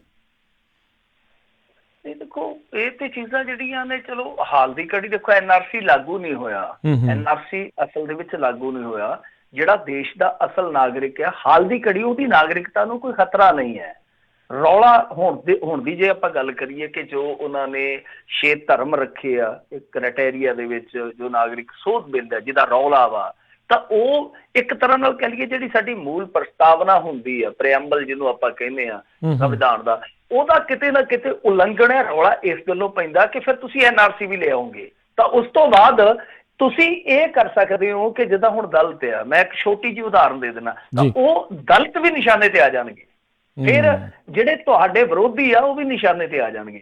ਮਤਲਬ ਇਹ ਆ ਕਿ ਕੋਈ ਵੀ ਬੰਦਾ, ਹੁਣ ਮੰਨ ਲਓ ਮੈਂ ਇੱਕ ਵੇਲੇ ਇਹਨਾਂ ਦੇ ਕਿਸੇ ਨੁਕਸ ਕਰਕੇ, ਮੰਨ ਲਓ ਕੋਈ ਇਹਨਾਂ ਦੀ ਟੈਕਨੀਕਲੀ ਕੋਈ ਗਲਤੀ ਆ, ਚਾਹੇ ਉਹ ਮੇਰੇ ਡਾਕੂਮੈਂਟ ਦੇ ਵਿੱਚ ਆ ਜਾਂ ਜਦੋਂ ਇਹ ਰਜਿਸਟਰਡ ਕਰ ਰਹੇ ਆ ਮੈਨੂੰ, ਚਾਹੇ ਉਦੋਂ ਹੋ ਗਈ ਆ, ਇੱਕ ਦਫਾ ਇਹਨਾਂ ਨੇ ਚੱਕ ਕੇ ਮੈਨੂੰ ਇਸ ਦੇਸ਼ ਦਾ ਇਲੀਗਲ ਸ਼ਹਿਰੀ ਮੰਨ ਲੈਣਾ, ਮਤਲਬ ਕਿ ਮੈਨੂੰ ਨਾਗਰਿਕ ਨਹੀਂ ਮੰਨਿਆ ਜਾਊਗਾ। ਤੇ ਜੇ ਮੈਂ ਨਾਗਰਿਕ ਨਹੀਂ ਹੋ ਸਕਦਾ, ਮੈਨੂੰ ਡਿਟੇਨ ਕਰ ਲੈਣ, ਕਿਸੇ ਸੈਂਟਰ ਦੇ ਵਿੱਚ ਸੁੱਟ ਦੇਣ, ਤੇ 6 ਮਹੀਨਿਆਂ ਬਾਅਦ, ਸਾਲ ਬਾਅਦ ਆਪ ਹੀ ਇਹ ਗਲਤੀ ਮੰਨ ਲੈਣਾ ਕਿ ਹਾਂਜੀ ਇਹ ਗਲਤੀ ਹੋ ਗਈ, ਤਾਂ ਨਾਗਰਿਕ ਸੀ ਸਾਡਾ, ਤਾਂ ਦੱਸੋ ਕੀ ਬਣੂਗਾ, ਕਹਾਣੀ ਕੀ ਹੋਊਗੀ ਉਸ ਸੂਰਤ ਦੇ ਵਿੱਚ, ਕੀ ਬੰਦੇ ਤੇ ਕੀ ਬੀਤੂਗੀ। ਤਾਂ ਇੱਕ ਵਾਰੀ ਤਾਂ ਉਹਦੇ ਸਾਰੇ ਅਧਿਕਾਰ ਮੁਅੱਤਲ ਹੋ ਗਏ ਨਾ, ਉਹ ਦਲਿਤ ਤੇ ਵੀ ਲਾ ਲਓ, ਉਹ ਜੱਟ ਤੇ ਵੀ ਲਾ ਲਓ, ਉਹ ਕਿਸੇ ਤੇ ਵੀ ਲਾ ਲਓ। ਤਾਂ ਇਸ ਗੱਲ ਨੂੰ ਲੈ ਕੇ ਬਹਿਸ ਚੱਲਦੀ ਆ। ਤਾਂ ਮੇਰੇ ਖਿਆਲ ਦੇ ਨਾਲ ਡਰ ਲੋਕਾਂ ਨੂੰ ਇਸੇ ਗੱਲ ਦਾ ਹੀ ਆ ਕਿ ਜੇ ਹੁਣ ਨਾ ਉੱਠੇ ਤਾਂ ਗਾਂਹ ਜਾ ਕੇ ਬਹੁਤ ਜ਼ਿਆਦਾ ਤੰਗੀ ਹੋ ਜਾਣੀ ਆ। ਜੀ ਜੀ ਜੀ। ਅਗਲੀ ਜਿਹੜੀ ਮਿੰਟੂ ਜੀ ਗੱਲ ਕਰਦੇ ਹਾਂ, ਬਲਾਤਕਾਰ ਮਾਮਲੇ ਦੇ ਵਿੱਚ ਕਹਿੰਦੇ ਭਾਜਪਾ ਵਿਧਾਇਕ ਕੁਲਦੀਪ ਸੈਂਗਰ ਨੂੰ ਹੋਈ ਉਮਰ ਕੈਦ। ਇਹ ਤੇ ਹੁਣ ਇਹਨੂੰ ਭੋਗਣੀਆਂ ਪੈਣੀਆਂ, ਚੋਏ ਨੇ ਕਰਤੂਤਾਂ ਕੀਤੀਆਂ। ਵੈਸੇ ਉਹ ਆਂਦੇ ਹੁੰਦੇ ਇਹ ਜਿੱਡੇ ਮਰਜ਼ੀ ਅਹੁਦਿਆਂ ਤੇ ਪਹੁੰਚ ਜਾਣ, ਆਂਦੇ ਹੁੰਦੇ ਨਾ ਕਦਰ ਕਿਰਦਾਰ ਕੀ ਹੋਤੀ ਹੈ ਵਰਨਾ ਕਦਮੇ ਤੋਂ ਸਾਇਆ ਵੀ ਇਨਸਾਨ ਸੇ ਬੜਾ ਹੋਤਾ ਹੈ। ਤਾਂ ਇਹਨਾਂ ਦੇ ਕਿਰਦਾਰ ਜਿਹੜੇ ਆ ਉਹ ਇਸ ਤਰ੍ਹਾਂ ਦੀ ਆ। ਤਾਂ ਹੁਣ ਸਜ਼ਾ ਹੋ ਗਈ ਆ। ਵੈਸੇ ਇਸ ਕੇਸ ਨੂੰ ਆਪਾਂ ਬਹੁਤ ਵਾਰੀ ਇਸ ਪ੍ਰੋਗਰਾਮ ਦੇ ਵਿੱਚ ਵਿਚਾਰ ਚੁੱਕੇ ਹਾਂ। ਸਭ ਪਿਛੋਕੜ ਹੈ ਜਿਹੜਾ ਉਹ ਲੋਕਾਂ ਨੂੰ ਵੀ ਪਤਾ ਹੈ ਇਸ ਮਾਮਲੇ ਦਾ ਕਿ ਇਹਦੀ ਕੀ ਗੰਦੀ ਕਰਤੂਤ ਸੀਗੀ। ਬਹਰਹਾਲ ਸੰਖੇਪ ਦੇ ਵਿੱਚ ਦੱਸ ਦੇਵਾਂ ਕਿ ਇਸ ਇਲਾਕੇ ਦੀ ਇੱਕ ਲੜਕੀ ਦਾ ਇਹਨੇ ਰੇਪ ਕੀਤਾ, ਉਸ ਤੋਂ ਬਾਅਦ ਬਹੁਤ ਜ਼ਿਆਦਾ ਸ਼ੋਸ਼ਿਤ ਕੀਤਾ ਗਿਆ ਇਸ ਪਰਿਵਾਰ ਨੂੰ, ਔਰ ਇਹਨਾਂ ਦੇ ਜੀਆਂ ਦੀ ਮੌਤ ਵੀ ਹੋ ਗਈ, ਕੁਛ ਜੇਲ੍ਹ 'ਚ ਵੀ ਗਏ। ਚਲੋ ਇਹਨੂੰ ਦੋਸ਼ੀ ਕਰਾਰ ਦਿੱਤਾ ਔਰ ਉਸ ਤੋਂ ਬਾਅਦ ਅੱਜ ਸਜ਼ਾ ਦਾ ਐਲਾਨ ਹੋਇਆ, ਮਤਲਬ ਕਿ ਤਾ ਉਮਰ ਕੈਦ ਹੈ ਇਹਨੂੰ। ਇੱਕ ਤੇ ਹੁੰਦੀ ਹੈ ਨਾ ਸਿੰਪਲ ਉਮਰ ਕੈਦ, ਸਾਡੇ ਲੋਕ ਜਿਹੜੇ ਨੇ ਉੱਥੇ ਹੇਠਾਂ ਜਾ ਕੇ ਗਾਲਾਂ ਕੱਢੀ ਜਾਂਦੇ ਆ, ਇਹਨੂੰ ਟੰਗ ਦਿਓ, ਫਲਾਂ ਕਰ ਦਿਓ, ਧਮਕਾ ਕਰ ਦਿਓ, ਇਹਦਾ ਐਨਕਾਊਂਟਰ ਕਰ ਦਿਓ। ਤਾਂ ਉਮਰ ਕੈਦ ਬਹੁਤ ਵੱਡੀ ਸਜ਼ਾ ਹੈ। ਇੱਕ ਬੰਦਾ ਇਹਦਾ ਮੈਂ ਤੁਹਾਨੂੰ ਥੋੜਾ ਜਿਹਾ ਪਿਛੋਕੜ ਦੱਸ ਦੇਵਾਂ, ਟਾਈਮ ਥੋੜਾ ਹੋਣਾ, ਜੇ ਤੁਸੀਂ ਇਹਦਾ ਪਿਛੋਕੜ ਸੁਣੋਗੇ ਹੈਰਾਨ ਰਹਿ ਜਾਓਗੇ। ਇਹ ਕਿਸੇ ਟਾਈਮ ਇੱਕ ਮਾਮੂਲੀ ਜਿਹਾ ਸਰਪੰਚ ਸੀਗਾ, ਔਰ ਉਸ ਤੋਂ ਬਾਅਦ ਇਸ ਬੰਦੇ ਦੀ ਪੈਂਠ ਬਣੀ, ਮਤਲਬ ਕਿ ਐਸੀ ਪੈਂਠ ਬਣੀ ਕਿ ਹਰੇਕ ਪਾਰਟੀ ਦੇ ਨਾਲ ਹੀ ਇਹਦੀ ਸੈਟਿੰਗ ਸੀਗੀ। ਇਹ ਪਹਿਲਾਂ ਗਿਆ ਬਹੁਜਨ ਸਮਾਜ ਪਾਰਟੀ 'ਚ, ਉਹਨਾਂ ਵੱਲੋਂ ਬਣ ਗਿਆ MLA, ਫਿਰ ਇਹ ਸਮਾਜਵਾਦੀਆਂ ਵੱਲੋਂ ਗਿਆ, ਫਿਰ ਸਮਾਜਵਾਦੀਆਂ ਵੱਲੋਂ ਬਣ ਗਿਆ। ਉਸ ਤੋਂ ਬਾਅਦ ਇਹਨੇ ਉਹਨਾਂ ਦੇ ਨਾਲ ਆਡਾ ਲਾ ਲਿਆ। 2016 ਦੇ ਵਿੱਚ ਆਪਦੀ ਵਹੁਟੀ ਨੂੰ ਖਿਲਾਰ ਦਿੱਤਾ ਇਲੈਕਸ਼ਨਾਂ ਦੇ ਵਿੱਚ, ਜਿਹੜੇ ਹੁੰਦੇ ਆ ਸ਼ਾਇਦ ਪੰਚਾਇਤ ਇਲੈਕਸ਼ਨ ਸੀਗੇ, ਜ਼ਿਲ੍ਹਾ ਪੰਚਾਇਤ ਇਲੈਕਸ਼ਨ। ਤਾਂ ਉੱਥੋਂ ਫਿਰ ਭਾਜਪਾ ਵਾਲਿਆਂ ਨੇ ਇਹਦੇ ਤੇ ਡੋਰੇ ਪਾ ਲਏ, ਭਾਜਪਾ 'ਚ ਆ ਗਿਆ। ਮਤਲਬ ਕਿ ਇਸ ਤਰ੍ਹਾਂ ਦਾ ਜੁਗਾੜੀ ਬੰਦਾ ਸੀਗਾ, ਯਾਨੀ ਦਬੰਗ ਟਾਈਪ, ਜਿੱਦਾਂ ਦਾ ਇੱਕ ਬਦਮਾਸ਼ ਟਾਈਪ ਹੁੰਦਾ ਬੰਦਾ। ਤਾਂ ਸਾਰੀਆਂ ਪਾਰਟੀਆਂ ਨਾਲ ਹੀ ਸੈਟਿੰਗ ਸੀਗੀ, ਔਰ ਸਾਕਸ਼ੀ ਮਹਾਰਾਜ ਖੁਦ ਜੇਲ੍ਹ ਦੇ ਵਿੱਚ ਗਿਆ ਇਹਨੂੰ ਮੁਲਾਕਾਤ ਕਰਨਾ ਕਿ ਤੁਹਾਡਾ ਸ਼ੁਕਰੀਆ ਜੀ, ਮੈਂ ਜਿੱਤ ਗਿਆ, ਇਲੈਕਸ਼ਨ ਜਿੱਤ ਗਿਆ, ਤੁਹਾਡਾ ਬਹੁਤ ਵੱਡਾ ਯੋਗਦਾਨ ਆ। ਤਾਂ ਤੁਸੀਂ ਆਪ ਹੀ ਸਮਝ ਲਓ ਕਿ ਇੱਕ ਮਾਮੂਲੀ ਜਿਹਾ ਸਰਪੰਚ ਹੈ ਜਿਹੜਾ ਉਹ ਇੱਥੋਂ ਤੱਕ ਪਹੁੰਚਿਆ, ਔਰ ਇੱਥੋਂ ਤੱਕ ਪਹੁੰਚ ਗਿਆ ਕਿ ਸਾਰਾ ਕੁਝ ਕਰਨ ਦੇ ਬਾਵਜੂਦ ਉਸ ਬੰਦੇ ਨੂੰ ਯੂਪੀ ਸਰਕਾਰ ਕਲੀਨ ਚਿੱਟ ਦੇਣ ਤੋਂ ਪਈ ਸੀਗੀ ਕਿ ਇਹਦਾ ਕੋਈ ਕਸੂਰ ਨਹੀਂ ਨਜ਼ਰ ਆਉਂਦਾ। ਖੈਰ ਜੋ ਵੀ ਕੀਤਾ, ਹੁਣ ਕਾਨੂੰਨ ਨੇ ਸਹੀ ਕਰ ਦਿੱਤਾ। ਉਹਨੂੰ ਮਾਰ ਕੇ ਲਟਕਾਉਣ ਦੀ ਮੰਗ ਕਰਨ ਵਾਲੇ, ਗੋਲੀ ਮਾਰਨ ਦੀ ਮੰਗ ਕਰਨ ਵਾਲੇ, ਉਹ ਕਰੀ ਜਾਣ, ਬੇਸ਼ੱਕ ਜੋ ਮਰਜ਼ੀ ਕਰੀ ਜਾਣ, ਪਰ ਕਾਨੂੰਨ ਨੇ ਜਿਸ ਤਰੀਕੇ ਨਾਲ ਇਸ ਮਾਮਲੇ ਦੇ ਵਿੱਚ ਤੇਜ਼ੀ ਦਿਖਾਈ ਆ, ਜਿਸ ਸ਼ਿੱਦਤ ਦੇ ਨਾਲ ਕੰਮ ਕੀਤਾ, ਮੇਰੇ ਖਿਆਲ ਦੇ ਨਾਲ ਠੀਕ ਆ। ਔਰ ਦੂਜੀ ਗੱਲ ਇਹ ਆ ਕਿ ਹੁਣ ਜਿਹੜੀ ਹੈਗੀ ਆ ਬੀਬੀ ਸਿਮਰਤੀ ਇਰਾਨੀ ਜਾਂ ਬੀਬੀ ਜਯਾ ਬੱਚਨ, ਉਹਨਾਂ ਨੂੰ ਜ਼ਰੂਰ ਵੇਖਣਾ ਚਾਹੀਦਾ ਕਿ ਅਸੈਂਬਲੀ ਦੇ ਵਿੱਚ ਹੋਰ ਕਿੰਨੇ, ਸਦਨ ਦੇ ਵਿੱਚ ਹੋਰ ਕਿੰਨੇ ਕੁ ਇਸ ਤਰ੍ਹਾਂ ਦੇ ਬੰਦੇ ਆ ਜਿਨ੍ਹਾਂ ਤੇ ਇਸ ਤਰ੍ਹਾਂ ਦੇ ਦਾਗ ਲੱਗਦੇ ਆ, ਚਾਹੇ ਉਹ ਸਦਨ ਅਸੈਂਬਲੀ ਸਾਡੀ ਜਿਹੜੀ ਸਟੇਟਾਂ ਦੀ ਹੋਵੇ, ਚਾਹੇ ਇਹਨਾਂ ਦੀ ਲੋਕ ਸਭਾ ਜਾਂ ਰਾਜ ਸਭਾ ਹੋਵੇ, ਉੱਥੇ ਵੇਖਣੇ ਚਾਹੀਦੇ ਆ। ਜੀ ਜੀ ਜੀ। ਅਗਲੀ ਜਿਹੜੀ ਮਿੰਟੂ ਜੀ ਗੱਲ ਕਰਦੇ, ਕਹਿੰਦੇ ਸੁਖਬੀਰ ਬਾਦਲ ਹੁਣਾਂ ਦਾ ਵੱਡਾ ਦਾਗ, ਕਹਿੰਦੇ ਹੁਣ ਢੀਂਡਸੇ ਨਹੀਂ ਹੈ ਅਕਾਲੀ ਦਲ ਦੇ ਵਿੱਚ ਕੋਈ ਥਾਂ। ਬਸ ਮੈਨੂੰ ਲੱਗਦਾ ਕਿ ਉਧਰੋਂ ਨਾ ਹੋ ਗਈ ਹੋਣੀ, ਹੁਣ ਤਾਂ ਹੀ ਕਹਿੰਦੇ ਕਿ ਥਾਂ ਨਹੀਂ ਹੈਗੀ। ਤਾਂ ਉਹਨਾਂ ਨੇ ਕਹਿਤਾ ਹੋਣਾ ਨਾ ਵੇ ਸੱਜਣਾ ਨਾ ਢੀਂਡਸਾ, ਔਰ ਨੇ ਕਹਿਤਾ ਹੋਣਾ ਕਿ ਹੁਣ ਨਹੀਂ ਬਣਦੀ ਗੱਲ ਆਪਣੀ। ਕਿਉਂਕਿ ਇਹਦਾ ਮਤਲਬ ਇਹੋ ਹੀ ਆ ਬਿਆਨ ਜਿਹੜਾ ਇਹਨਾਂ ਦਾ ਆਇਆ, ਕਿਉਂਕਿ ਪਹਿਲਾਂ ਤੇ ਪੋਚੇ ਹੀ ਮਾਰਦੇ ਸੀਗੇ ਕਿ ਨਹੀਂ ਜੀ ਉਹ ਆਪਣੇ ਪਿਤਾ ਸਮਾਨ ਹੀ ਆ, ਜਿੱਦਾਂ ਪ੍ਰਧਾਨ ਜੀ ਕਹਿੰਦੇ ਆ, ਕਾਫੀ ਬੰਦਿਆਂ ਨੂੰ ਕਹਿ ਦਿੰਦੇ ਕਿ ਉਹ ਮੇਰੇ ਪਿਤਾ ਸਮਾਨ ਹੈ, ਉਹ ਵੀ ਮੇਰੇ ਪਿਤਾ ਸਮਾਨ ਆ। ਤਾਂ ਇਹਨਾਂ ਨੇ ਪਹਿਲਾਂ ਤੇ ਬਹੁਤ ਡਿਫੈਂਸਿਵ ਰੁਖ ਰੱਖਿਆ ਇਸ ਮਾਮਲੇ ਦੇ ਵਿੱਚ ਕਿ ਅਸੀਂ ਕਿਸੇ ਤੇ ਹਮਲਾ ਨਾ ਕਰੀਏ ਤਾਂ ਕਿ ਗੱਲ ਵਿਗੜੇ ਨਾ। ਤਾਂ ਬਹਰਹਾਲ ਜਦੋਂ ਹੁਣ ਢੀਂਡਸਾ ਸਾਹਿਬ ਖੁੱਲ੍ਹ ਕੇ ਆ ਗਏ, ਇੱਥੋਂ ਤੱਕ ਉਹਨਾਂ ਨੇ ਕਹਿ ਦਿੱਤਾ ਕਿ ਇਹ ਤੇ ਜੋ ਪ੍ਰਧਾਨ ਸਾਹਿਬ ਪ੍ਰਧਾਨਗੀ ਲਈ ਫਿਰਦੇ ਆ ਤੇ ਹੈ ਹੀ ਗੈਰ ਲੋਕਤਾਂਤਰਿਕ ਪ੍ਰਕਿਰਿਆ ਦਾ ਹਿੱਸਾ, ਤਾਂ ਉਸ ਤੋਂ ਬਾਅਦ ਫਿਰ ਸਥਿਤੀਆਂ ਜਿਹੜੀਆਂ ਵਿਗੜ ਗਈਆਂ। ਤਾਂ ਹਾਲ ਇਹ ਆ ਕਿ ਇਹਨਾਂ ਨੇ ਖੁਦ ਹੀ ਕਹਿ ਦਿੱਤਾ ਕਿ ਇਹਨਾਂ ਦੀ ਹੁਣ ਕੋਈ ਜਗ੍ਹਾ ਨਹੀਂ ਹੈ। ਤਾਂ ਇਹਦਾ ਮਤਲਬ ਇਹ ਆ ਕਿ ਪਰਮਿੰਦਰ ਸਿੰਘ ਢੀਂਡਸਾ ਬਾਰੇ ਵੀ ਸਥਿਤੀ, ਹਾਲਾਂਕਿ ਉਹ ਕੱਲ ਨੂੰ ਸਪਸ਼ਟ ਹੋ ਜਾਊਗੀ, ਇਹਨਾਂ ਦੀ ਰੋਸ ਰੈਲੀ ਹੈ ਜਿਹੜੀ ਪਟਿਆਲੇ ਦੇ ਵਿੱਚ, ਲੱਗਦਾ ਮੈਨੂੰ ਇਹੀ ਲੱਗਦਾ ਕਿ ਸੁਖਬੀਰ ਸਿੰਘ ਬਾਦਲ ਦਾ ਇੱਕ ਦਿਨ ਪਹਿਲਾਂ ਇਹ ਬਿਆਨ ਆ ਜਾਣਾ ਸੁਖਦੇਵ ਸਿੰਘ ਢੀਂਡਸਾ ਬਾਰੇ। ਸੋਚੋ ਨਾ ਜ਼ਰਾ ਕਿ ਜੇ ਮੰਨ ਲਓ ਇਹਨਾਂ ਦੀ ਪਰਮਿੰਦਰ ਢੀਂਡਸਾ ਦੇ ਨਾਲ ਪੂਰੀ ਸੈਟਿੰਗ ਹੁੰਦੀ ਤਾਂ ਆਹ ਬਿਆਨ ਨਹੀਂ ਸੀ ਆਉਣਾ, ਆਹ ਬਿਆਨ ਆਉਣਾ ਨਹੀਂ ਸੀ ਚਾਹੀਦਾ ਮੇਰੇ ਖਿਆਲ ਦੇ ਨਾਲ। ਤਾਂ ਇਹਦਾ ਮਤਲਬ ਹੈ ਕਿ ਪਰਮਿੰਦਰ ਸਿੰਘ ਢੀਂਡਸਾ, ਜੋ ਸੁਖਦੇਵ ਸਿੰਘ ਢੀਂਡਸਾ ਨੇ ਦਾਅਵਾ ਕੀਤਾ ਸੀਗਾ ਕਿ ਉਹ ਮੇਰੇ ਨਾਲ ਹੀ ਆਊਗਾ, ਤੇ ਲੱਗਦਾ ਇਹੋ ਆ ਕਿ ਹਾਲਾਤ ਇਸ ਤਰ੍ਹਾਂ ਦੇ ਹੀ ਬਣ ਗਏ ਆ। ਤਾਂ ਹੀ ਇਹਨਾਂ ਨੇ ਹੁਣ ਖੁੱਲ ਕੇ ਜਿਹੜਾ ਉਹ ਕਹਿ ਦਿੱਤਾ ਕਿ ਭਾਈ ਇਹਨਾਂ ਲਈ ਕੋਈ ਥਾਂ ਨਹੀਂ, ਇਹ ਸਾਡਾ ਨੁਕਸਾਨ ਕਰਦੇ ਆ। ਖੈਰ ਦੇਖਦੇ ਆ, ਫਿਰ ਵੀ ਰਾਜਨੀਤੀ ਦੇ ਵਿੱਚ ਸੰਭਾਵਨਾਵਾਂ ਵਾਲੀ ਥਾਂ ਰੱਖਣੀ ਪੈਂਦੀ ਆ। ਕੱਲ ਨੂੰ ਪਰਮਿੰਦਰ ਸਿੰਘ ਢੀਂਡਸਾ ਉੱਥੇ ਪਟਿਆਲੇ ਪਹੁੰਚਦੇ ਜਾਂ ਨਹੀਂ ਪਹੁੰਚਦੇ, ਦਿਲਚਸਪ ਰਹੇਗਾ। ਬਾਕੀ ਸੁਖਦੇਵ ਸਿੰਘ ਢੀਂਡਸਾ ਦੇਖੋ, ਇਹ ਜੋ ਮਰਜ਼ੀ ਕਰੀ ਜਾਣ, 100 ਹੱਥ ਰੱਸਾ ਸਿਰੇ ਤੇ ਗੰਢਿਆ, ਇਹ ਵੀ ਮੌਕੇ ਦੇ ਪੂਰੇ ਅਰਜਨ ਵਾਂਗੂ ਨਾ ਮੱਛੀ ਦੀ ਅੱਖ 'ਚ ਨਿਸ਼ਾਨਾ ਲਾਉਣ ਵਾਲੇ ਸੀਗੇ। ਚਾਹੇ ਰਣਜੀਤ ਸਿੰਘ ਬ੍ਰਹਮਪੁਰਾ ਹੋਵੇ, ਚਾਹੇ ਸੇਖਵਾਂ ਹੋਵੇ, ਚਾਹੇ ਇਹ ਹੋਵੇ ਢੀਂਡਸਾ ਹੋਵੇ, ਇਹਨਾਂ ਨੇ ਪੂਰੇ ਬੁੱਲੇ ਲੁੱਟੇ ਆ। ਹੁਣ ਜਦੋਂ ਤੁਹਾਨੂੰ ਪਤਾ ਹੀ ਆ ਕਿ ਮਾਹੌਲ ਖਰਾਬ ਹੋ ਗਿਆ, ਆਪੋ ਆਪਣੇ ਰਸਤੇ ਨੂੰ ਤੁਰ ਪਏ ਆ। ਤਾਂ ਖੈਰ ਨੁਕਸਾਨ ਏਡਾ ਵੱਡਾ ਪੰਜਾਬ ਲੈਵਲ ਤੇ ਅਕਾਲੀ ਪਾਰਟੀ ਦਾ ਨਹੀਂ ਕਰ ਸਕਣਗੇ। ਮਤਲਬ ਕਿ ਜੇ ਢੀਂਡਸਾ ਸਾਹਿਬ ਨੂੰ ਆਪਾਂ ਲੈ ਕੇ ਚੱਲੀਏ, ਉਹਨਾਂ ਦਾ ਆਧਾਰ ਤੇ ਸੰਗਰੂਰ ਦੇ ਵਿੱਚ ਵੀ ਦੇਖੋ ਤੁਸੀਂ ਕਿੰਨੇ ਇਲੈਕਸ਼ਨ ਹਾਰੇ ਆ। ਪਰ ਇਹ ਆ ਕਿ ਇਹਨਾਂ ਚੀਜ਼ਾਂ ਦਾ ਅਸਰ ਜਿਹੜਾ ਹੁਣ ਇੱਕ ਪ੍ਰਕਿਰਿਆ ਦੇ ਵਿੱਚ ਅਕਾਲੀ ਦਲ ਜਿਹਨੂੰ ਆਪਾਂ ਰਿਵਾਈਵਲ ਕਹਿੰਦੇ ਆ, ਤਾਂ ਉਸ ਪ੍ਰਕਿਰਿਆ ਤੇ ਜ਼ਰੂਰ ਅਸਰ ਪੈ ਰਿਹਾ ਇਹਨਾਂ ਚੀਜ਼ਾਂ ਦਾ। ਮਤਲਬ ਕਿ ਕਿਸ਼ਤਾਂ ਦੇ ਵਿੱਚ ਕਦੇ ਬ੍ਰਹਮਪੁਰਾ ਨੇ ਡੈਂਟ ਪਾ ਦਿੱਤਾ, ਕਦੇ ਵਾਰੀ ਆ ਗਈ ਢੀਂਡਸਾ ਸਾਹਿਬ ਦੀ ਇਹ ਡੈਂਟ ਪਾ ਗਏ, ਕਦੇ ਅਜਨਾਲਾ ਸਾਹਿਬ, ਮਤਲਬ ਕਿ ਡੈਂਟ ਜ਼ਰੂਰ ਪਾ ਰਹੇ ਆ। ਤਾਂ ਜੋ ਆਪਾਂ ਕਹਿੰਦੇ ਆ ਕਿ ਇੱਕ ਇੰਪੈਕਟ ਪੈਂਦਾ, ਓਵਰਆਲ ਇੰਪੈਕਟ ਹੈ ਜਿਹੜਾ, ਉਹ ਤੇ ਇੰਨਾ ਭਾਰੀ ਨਹੀਂ ਹੈ ਕਿ ਇਹ ਪਲਟ ਦੇਣਗੇ, ਮਤਲਬ ਕਿ ਇੱਕ ਸਿਆਸੀ ਸਮੀਕਰਨ ਬਦਲ ਕੇ ਰੱਖ ਦੇਣਗੇ, ਕਾਂਗਰਸ ਨੂੰ ਵੀ ਪਛਾੜ ਦੇਣਗੇ, ਆਮ ਆਦਮੀ ਪਾਰਟੀ ਨੂੰ ਵੀ ਪਛਾੜ ਦੇਣਗੇ, ਪਰ ਅਕਾਲੀਆਂ ਨੂੰ ਡੈਂਟ ਜ਼ਰੂਰ ਪਾ ਰਹੇ ਆ। ਜੀ ਜੀ ਜੀ। ਅਗਲੀ ਜਿਹੜੀ ਖਬਰ ਉਸ ਦੇ ਉੱਤੇ ਗੱਲ ਕਰੀਏ ਮਿੰਟੂ ਜੀ, ਕਹਿੰਦੇ ਮੋਗਾ ਨੇੜੇ 2 ਫੀਲਡ ਪੱਤਰਕਾਰਾਂ ਤੇ ਹੋਈ ਫਾਇਰਿੰਗ ਦੇ ਵਿੱਚ ਹੁਣ ਆਇਆ ਨਵਾਂ ਮੋੜ।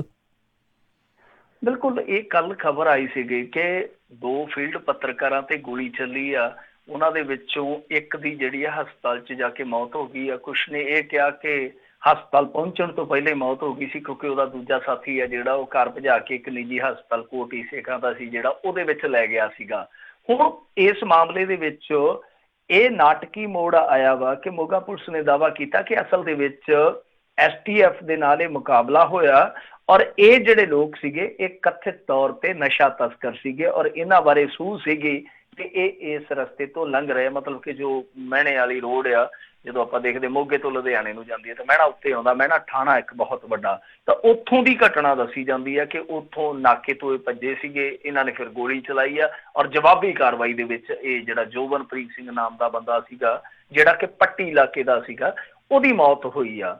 ਤਾਂ ਹੁਣ ਕੁਛ ਅਖਬਾਰਾਂ ਜਿੱਦਾਂ HT ਆ, ਉਹਨਾਂ ਨੇ ਜਿਹੜੀ ਰਿਪੋਰਟਿੰਗ ਕੀਤੀ ਆ, ਉਹ ਤਾਂ ਕਹਿੰਦੇ ਆ ਕਿ ਮਤਲਬ ਕਿ ਇਹਨਾਂ ਨੇ ਨਾਕੇ ਤੇ ਗੱਡੀ ਰੋਕੀ ਨਹੀਂ ਤੇ ਉਹਨਾਂ ਨੇ ਫਾਇਰ ਮਾਰ ਦਿੱਤਾ। ਜੇ ਇਹ ਚੀਜ਼ ਨੂੰ ਆਪਾਂ ਵੇਖੀਏ ਤਾਂ ਫਿਰ ਦੂਜੇ ਪਾਸੇ, ਕਿਉਂਕਿ ਹੁਣ ਦੇਖੋ ਪੰਜਾਬ ਦੇ ਵਿੱਚ ਇਸ ਤਰ੍ਹਾਂ ਦੀਆਂ ਘਟਨਾਵਾਂ ਜਿਹੜੀਆਂ ਨਾ ਉਹ ਲੋਕੀ ਗੰਭੀਰਤਾ ਨਾਲ ਲੈਣੋਂ ਹੀ ਹਟ ਗਏ ਕਿ ਹਿਰਾਸਤ ਦੇ ਵਿੱਚ ਮੌਤ ਹੋ ਗਈ ਆ, ਇਹ ਆਮ ਹੀ ਵਰਤਾਰਾ। ਇਸ ਤਰ੍ਹਾਂ ਗੋਲੀ ਚੱਲ ਗਈ ਆ, ਪੁਲਿਸ ਨੇ ਦਾਅਵਾ ਕਰ ਦਿੱਤਾ, ਇਹ ਵੀ ਆਮ ਜੀ ਗੱਲ ਹੋ ਗਈ, ਪਚਣ ਵਾਲੀ ਗੱਲ ਹੋ ਗਈ ਆ। ਪਰ ਇਹਦੀ ਜਾਂਚ ਪੜਤਾਲ ਹੋਣੀ ਚਾਹੀਦੀ ਆ ਕਿ ਕਿਹਦਾ ਨੁਕਸ ਸੀਗਾ, ਕਿਹਨੇ ਫਾਇਰਿੰਗ ਕੀਤੀ, ਕਿਹੋ ਜਿਹੇ ਹਾਲਾਤ ਸੀਗੇ ਤੇ ਪੁਲਿਸ ਨੂੰ ਗੋਲੀ ਮਾਰਨੀ ਪਈ ਆ। ਤਾਂ ਇਹਨਾਂ ਚੀਜ਼ਾਂ ਦੀ ਪੜਤਾਲ ਹੋਣੀ ਚਾਹੀਦੀ ਹੈ, ਚਾਹੇ ਕੋਈ ਵੀ ਆ, ਕੋਈ ਨਸ਼ਾ ਤਸਕਰ ਆ, ਚਾਹੇ ਕੋਈ ਵੀ ਆ। ਜਦੋਂ ਅਸੀਂ ਇਹ ਕਹਿੰਦੇ ਆ ਕਿ ਕਾਨੂੰਨ ਜਿਹੜਾ ਉਹ ਆਪਣੀ ਮਰਿਆਦਾ 'ਚ ਰਹਿ ਕੇ ਕੰਮ ਕਰੇ ਤੇ ਠੀਕ ਆ, ਤੇ ਜੇ ਇਸੇ ਤਰ੍ਹਾਂ ਹੀ ਸਜ਼ਾ ਦੇਣੀ ਆ ਗੋਲੀ ਦੇ ਨਾਲ ਤੇ ਫਿਰ ਕਾਨੂੰਨ ਨਾਂ ਦੀ ਕੋਈ ਚੀਜ਼ ਨਹੀਂ ਬਚੇਗੀ। ਤਾਂ ਇਹ ਜਾਂਚ ਪੜਤਾਲ ਜ਼ਰੂਰ ਹੋਣੀ ਚਾਹੀਦੀ ਆ। ਪਰ ਰੌਲਾ ਇਹ ਆ ਕਿ ਇੱਥੇ ਤੇ ਕਸਟੋਡੀਅਲ ਡੈਥ ਤੁਹਾਨੂੰ ਪਤਾ ਹੀ ਕਿੰਨੀ, ਪੰਜਾਬ ਦਾ ਹਾਈਐਸਟ ਨੰਬਰ ਹੈ। ਇਹ ਇੱਕ ਬਹੁਤ ਵੱਡੀ ਗੱਲ ਆ ਕਿ 1993 ਤੋਂ ਲੈ ਕੇ 2016 ਤੱਕ ਹਾਈਐਸਟ ਨੰਬਰ ਹੈ ਪੂਰੇ ਇੰਡੀਆ ਦੇ ਵਿੱਚ ਕਸਟੋਡੀਅਲ ਡੈਥ ਦਾ ਮਾਮਲੇ 'ਚ। ਤਾਂ ਉੱਥੇ ਵੀ ਗੰਭੀਰਤਾ ਨਾਲ ਨਹੀਂ ਕੰਮ ਕੀਤਾ ਜਾਂਦਾ ਤੇ ਇਹੋ ਜਿਹੀਆਂ ਘਟਨਾਵਾਂ ਨੂੰ ਕਿੰਨੇ ਗੰਭੀਰਤਾ ਨਾਲ ਲੈਣਾ। ਜੀ ਜੀ ਜੀ। ਅਗਲੀ ਜਿਹੜੀ ਮਿੰਟੂ ਜੀ ਗੱਲ ਕਰਦੇ, ਕਹਿੰਦੇ ਰਾਣੇ ਦੀ ਸ਼ੂਗਰ ਮਿਲ ਨੂੰ ਗੰਨਾ ਦੇਣ ਤੋਂ ਭੜਕੇ ਮੰਤਰੀ।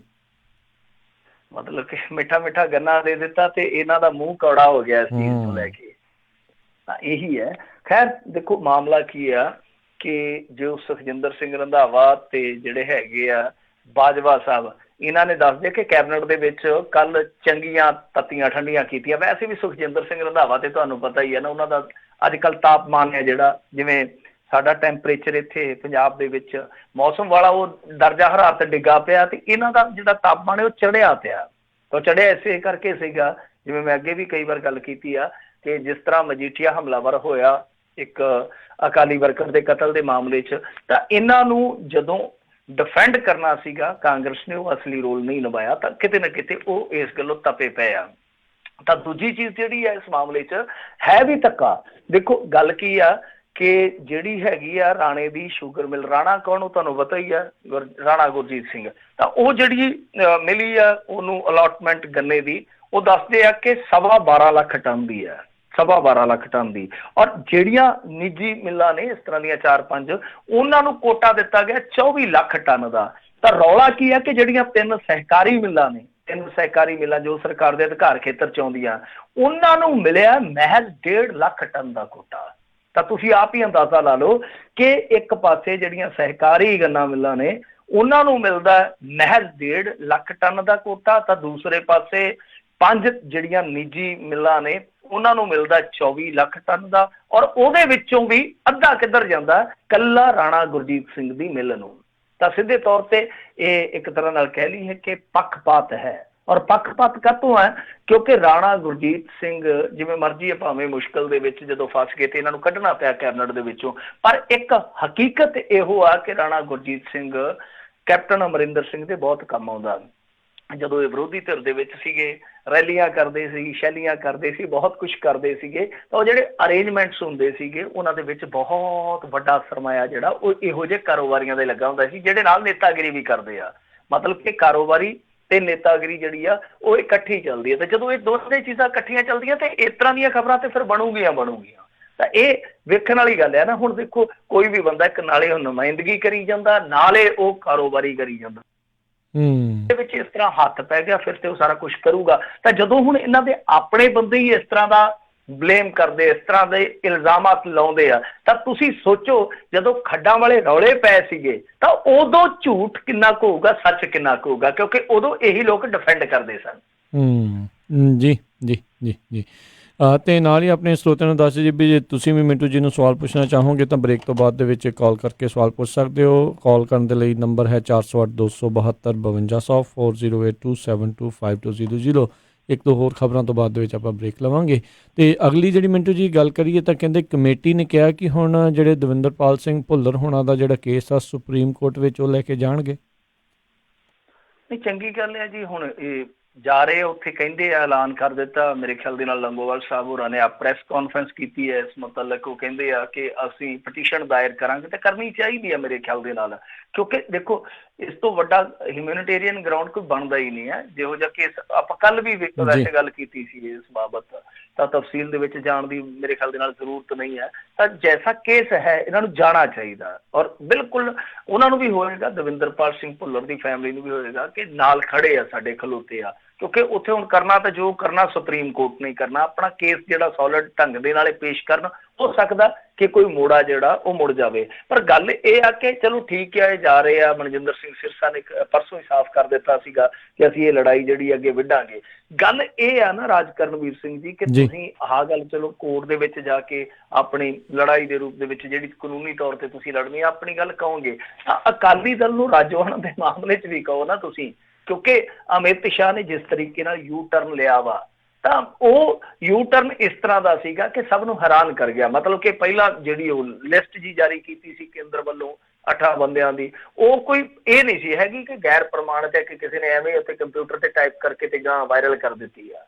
ਉਹ ਕੇਂਦਰ ਦਾ ਜਾਰੀ ਹੋਇਆ ਇੱਕ ਪੱਤਰ ਆ, ਉਹਦੇ 'ਚ ਕੀ ਸੱਚ ਆ ਕੀ ਕੱਚ ਆ, ਅਕਾਲੀਆਂ ਨੂੰ ਸਾਫ਼ ਕਰਨਾ ਚਾਹੀਦਾ। ਔਰ ਦੂਜੀ ਗੱਲ ਇਹ ਆ ਕਿ ਉਹ ਯੂ ਟਰਨ ਕਿਉਂ ਮਾਰ ਰਹੇ ਸੀਗੇ ਉੱਥੇ ਸੰਸਦ ਦੇ ਵਿੱਚ ਖੜ ਕੇ। ਗ੍ਰਹਿ ਮੰਤਰੀ ਜਾਂ ਤੇ ਇਹ ਕਹਿ ਦਿੰਦਾ ਕਿ ਉਹ ਪੱਤਰ ਜਿਹੜਾ ਫਰਜ਼ੀ ਹੈ, ਭਾਈ ਮੇਰੇ ਨਾਂ ਤੇ ਕੋਈ ਹੋਰ ਹੀ ਬਣਾ ਗਿਆ, ਸਾਡੇ ਗ੍ਰਹਿ ਮੰਤਰਾਲੇ 'ਚ ਕੋਈ ਹੋਰ ਹੀ ਚਲਾ ਗਿਆ, ਕਿਉਂਕਿ ਇਹਨਾਂ ਦੇ ਤੁਹਾਨੂੰ ਪਤਾ ਹੀ ਹੈ ਨਾ ਕਿ ਕਈ ਵਾਰ ਉਹ ਜਿਹੜਾ ਜਹਾਜ਼ ਸੀਗਾ ਉਹਦੇ ਕਾਗਜ਼ਾਤ ਵੀ ਨਿਕਲ ਜਾਂਦੇ, ਉਹਨਾਂ ਨੂੰ ਵੀ ਪੈਰ ਲੱਗ ਜਾਂਦੇ, ਟਾਇਰ ਲੱਗ ਜਾਂਦੇ ਆ। ਜਾਂ ਤੇ ਕਹਿ ਦਿੰਦੇ ਕਿ ਉਹ ਫਰਜ਼ੀ ਹੈ, ਤੇ ਜਾਂ ਫਿਰ ਉੱਥੇ ਦੱਸ ਦਿੰਦੇ ਕਿ ਭਾਈ ਹੁਣ ਆਹ ਲੋੜ ਆ ਸਾਡੀ।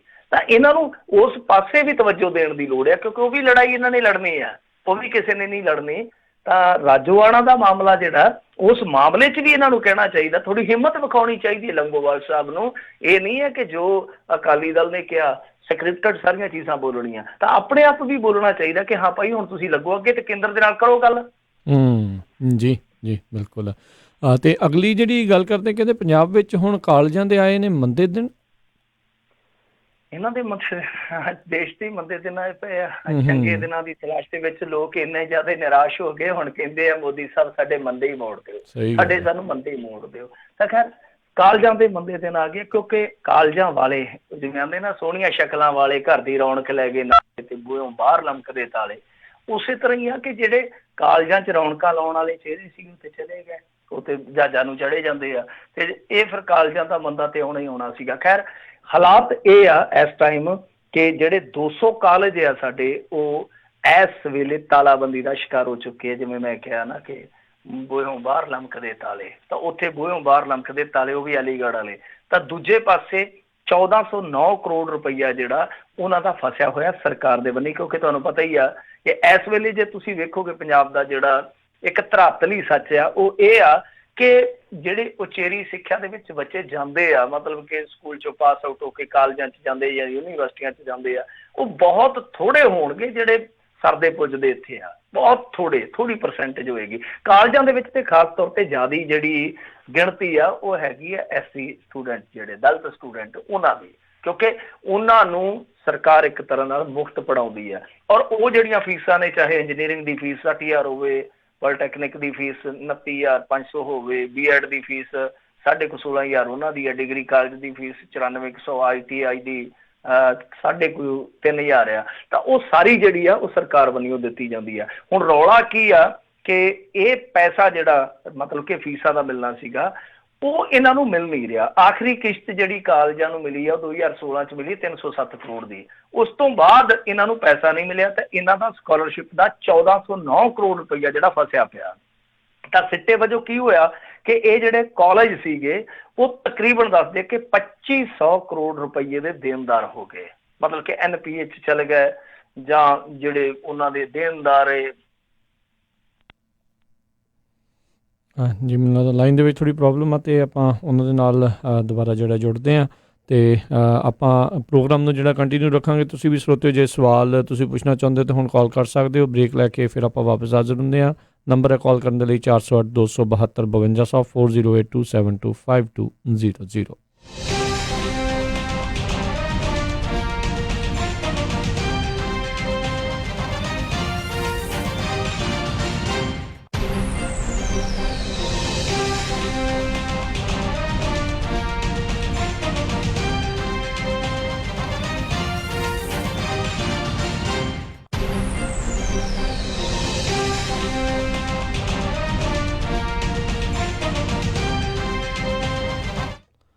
ਜੀ ਮਿੰਟੂ ਜੀ। ਜੀ ਬਿਲਕੁਲ, ਕਾਲ ਕੱਟੀ ਗਈ ਸੀਗੀ ਤੇ ਮੈਂ ਉਸ ਗੱਲ ਨੂੰ ਇੱਥੇ ਹੀ ਫਿਨਿਸ਼ ਕਰਦਾ ਕਿ ਜਿਹੜੇ ਕਾਲਜ ਸੀਗੇ ਉਹ ਇਸ ਕਰਕੇ NPA 'ਚ ਚਲੇ ਗਏ, ਇਸ ਕਰਕੇ ਤਾਲਾਬੰਦੀ ਦਾ ਸ਼ਿਕਾਰ ਹੋ ਗਏ, ਕਿਉਂਕਿ ਬਹੁਤ ਮੋਟਾ ਸਰਮਾਇਆ ਜਿਹੜਾ ਸੀਗਾ ਉਹ ਸਰਕਾਰਾਂ ਵੱਲ ਅੜਿਆ ਹੋਇਆ। ਤਾਂ ਇਹ ਹਿੱਸਾ ਜਿਹੜਾ ਸਕਾਲਰਸ਼ਿਪ ਦਾ ਕੁਛ ਹਿੱਸਾ ਕੇਂਦਰ ਦਾ ਹੁੰਦਾ, ਕੁਛ ਹਿੱਸਾ ਥੋੜਾ ਬਹੁਤਾ ਇਹ ਕਰਦੇ ਆ, ਤਾਂ ਉਹ ਕਿੱਥੇ ਅਟਕਿਆ ਹੁਣ ਮਾਮਲਾ ਸਮਝ ਤੋਂ ਪਰੇ ਦੀ ਗੱਲ ਆ। ਪਰ ਇਹਦੇ ਵਿੱਚ ਦੋ ਚੀਜ਼ਾਂ, ਇੱਕ ਤੇ ਇਹ ਆ ਕਿ ਦੇਖੋ ਇੱਥੇ ਜਿਵੇਂ ਮੈਂ ਤੁਹਾਨੂੰ ਕਿਹਾ ਕਿ ਹੁਣ ਜਿਹਦੇ ਤੇ ਕੋਈ ਚਲੋ ਹੈਗਾ, ਕੋਈ ਹੱਥ ਪੈਂਦਾ ਸਰਦਾ ਪੁੱਜਦਾ, ਕੋਈ ਉਹ 2 ਕਿੱਲੇ ਵੇਚ ਕੇ ਚਲੇ ਜਾਂਦਾ, ਜਾਂ ਕੋਈ ਹੈਗਾ ਮਾੜਾ ਮੋਟਾ ਥੋੜਾ ਬਹੁਤਾ ਰੱਖਦਾ ਜ਼ਮੀਨ ਜੱਪਾ, ਕੋਈ ਉਹ ਕਰ ਲੈਂਦਾ ਓੜ ਪੋੜ, ਉਹ ਤੇ ਬੱਚਾ ਬਾਹਰ ਚਲੇ ਗਿਆ। ਜਿਹੜਾ ਕੋਈ ਰਹਿ ਗਿਆ ਮਤਲਬ ਕਿ ਬਹੁਤ ਗਰੀਬ ਹੈ ਜਾਂ ਦਲਿਤ ਬੱਚਾ, ਉਹ ਫਿਰ ਇੱਥੇ ਇਸ ਤਰ੍ਹਾਂ ਪੜ੍ਹਾਈ ਕਰਦਾ, ਹੱਥ ਪੈਰ ਮਾਰਦਾ ਕਿ ਸ਼ਾਇਦ ਕਿਤੇ ਸੁਣੀ ਜਾਵੇ। ਤਾਂ ਉਹ ਵੀ ਰਸਤਾ ਜਿਹੜਾ ਉਹ ਮੇਰੇ ਖਿਆਲ ਦੇ ਨਾਲ ਹੁਣ ਬੰਦ ਹੁੰਦਾ ਜਾ ਰਿਹਾ। ਮਤਲਬ ਕਿ ਪਹਿਲਾਂ ਤੇ ਸਾਡੇ ਕਾਲਜ ਆ ਜਿਹੜੇ ਉਹ ਮੰਦੀ ਦਾ ਸ਼ਿਕਾਰ ਇਸ ਕਰਕੇ ਹੋ ਗਏ ਕਿਉਂਕਿ ਜਨਰਲ ਕੈਟਾਗਰੀ ਦੇ ਬਹੁਤ ਸਾਰੇ ਬੱਚੇ ਜਿਹੜੇ ਆ ਉਹ ਇਹਨਾਂ ਕਾਲਜਾਂ ਤੋਂ ਦੂਰ ਹੀ ਹੋ ਗਏ। 10ਵੀਂ ਕੀਤੀ, 12ਵੀਂ ਕੀਤੀ, ਉਸ ਤੋਂ ਬਾਅਦ ਆਈਲੈਟਸ ਤੇ ਉਹ ਬੈਂਡ ਸ਼ੈਂਡ ਵਾਲਾ ਉਹ ਮੈਨੂੰ ਬਹੁਤਾ ਚੱਕਰ ਦਾ ਪਤਾ ਨਹੀਂ ਹੈ, ਉਸ ਤੋਂ ਬਾਅਦ ਉਹ ਹੋਰ ਚੱਕਰ 'ਚ ਪੈ ਗਏ, ਚਲੋ ਆਪਣਾ ਬਾਹਰ ਨਿਕਲ ਗਏ। ਤਾਂ ਦੂਸਰੇ ਪਾਸੇ ਜੋ ਰਹਿ ਗਏ ਆ, ਜੇ ਉਹਨਾਂ ਦਾ ਵੀ ਇਸ ਤਰ੍ਹਾਂ ਭਵਿੱਖ ਹੈ ਜਿਹੜਾ ਉਹ ਖਿਲਵਾੜ ਦਾ ਸ਼ਿਕਾਰ ਹੋਊਗਾ, ਪੈਸੇ ਨਹੀਂ ਦਿੱਤੇ ਜਾਣਗੇ, ਕਾਲਜਾਂ ਨੂੰ ਤਾਲੇ ਲੱਗਣਗੇ, ਉਹ ਕਿੱਧਰ ਜਾਣਗੇ? ਇੱਕ ਬਹੁਤ ਵੱਡਾ ਸਵਾਲ ਆ। ਸਾਡੇ ਬੱਚੇ ਉੱਧਰ ਨੂੰ ਭੱਜ ਰਹੇ ਆ, ਇੱਕ ਬਹੁਤ ਵੱਡਾ ਸਵਾਲ ਆ। ਮਜਬੂਰੀ ਨੂੰ ਜਾ ਰਹੇ ਆ, ਕਾਹਤੋਂ ਜਾ ਰਹੇ ਆ, ਉਹ ਇੱਕ ਵੱਡਾ ਸਵਾਲ ਆ। ਜਿਹੜੇ ਰਹਿ ਗਏ ਉਹਨਾਂ ਦੀ ਉਚੇਰੀ ਸਿੱਖਿਆ ਦੇ ਦਰਵਾਜ਼ੇ ਹੀ ਬੰਦ ਹੋ ਗਏ, ਤਾਂ ਫਿਰ ਪੰਜਾਬੀ ਜਾਣਗੇ ਕਿਤੇ? ਦੱਸ ਦੇਣ। ਜੀ ਜੀ ਜੀ। ਅਤੇ ਆਪਾਂ ਮਿੰਟੂ ਜੀ ਹੁਣ ਇੱਥੇ ਇੱਕ ਬ੍ਰੇਕ ਲੈਂਦੇ, ਬ੍ਰੇਕ ਤੋਂ ਬਾਅਦ ਮੁੜ ਕੇ ਫਿਰ ਵਾਪਸ ਹਾਜ਼ਰ ਹੁੰਦੇ ਹਾਂ। ਅਤੇ ਸਰੋਤਿਓ ਜਿਹੜਾ ਖਬਰਾਂ ਦਾ ਸਿਲਸਿਲਾ ਇੱਦਾਂ ਹੀ ਜਾਰੀ ਰਹੇਗਾ। ਤੁਸੀਂ ਵੀ ਜੇ ਸਵਾਲ ਪੁੱਛਣਾ ਚਾਹੁੰਦੇ ਹੋ ਹੁਣ ਮਿੰਟੂ ਜੀ ਨੂੰ ਕਾਲ ਕਰ ਸਕਦੇ ਹੋ ਸਟੂਡੀਓ 'ਚ, ਨੰਬਰ 408 272 5200 4082725200। ਅਤੇ ਮਿਲਦੇ ਹਾਂ ਇੱਕ ਬ੍ਰੇਕ ਤੋਂ ਬਾਅਦ 'ਚ।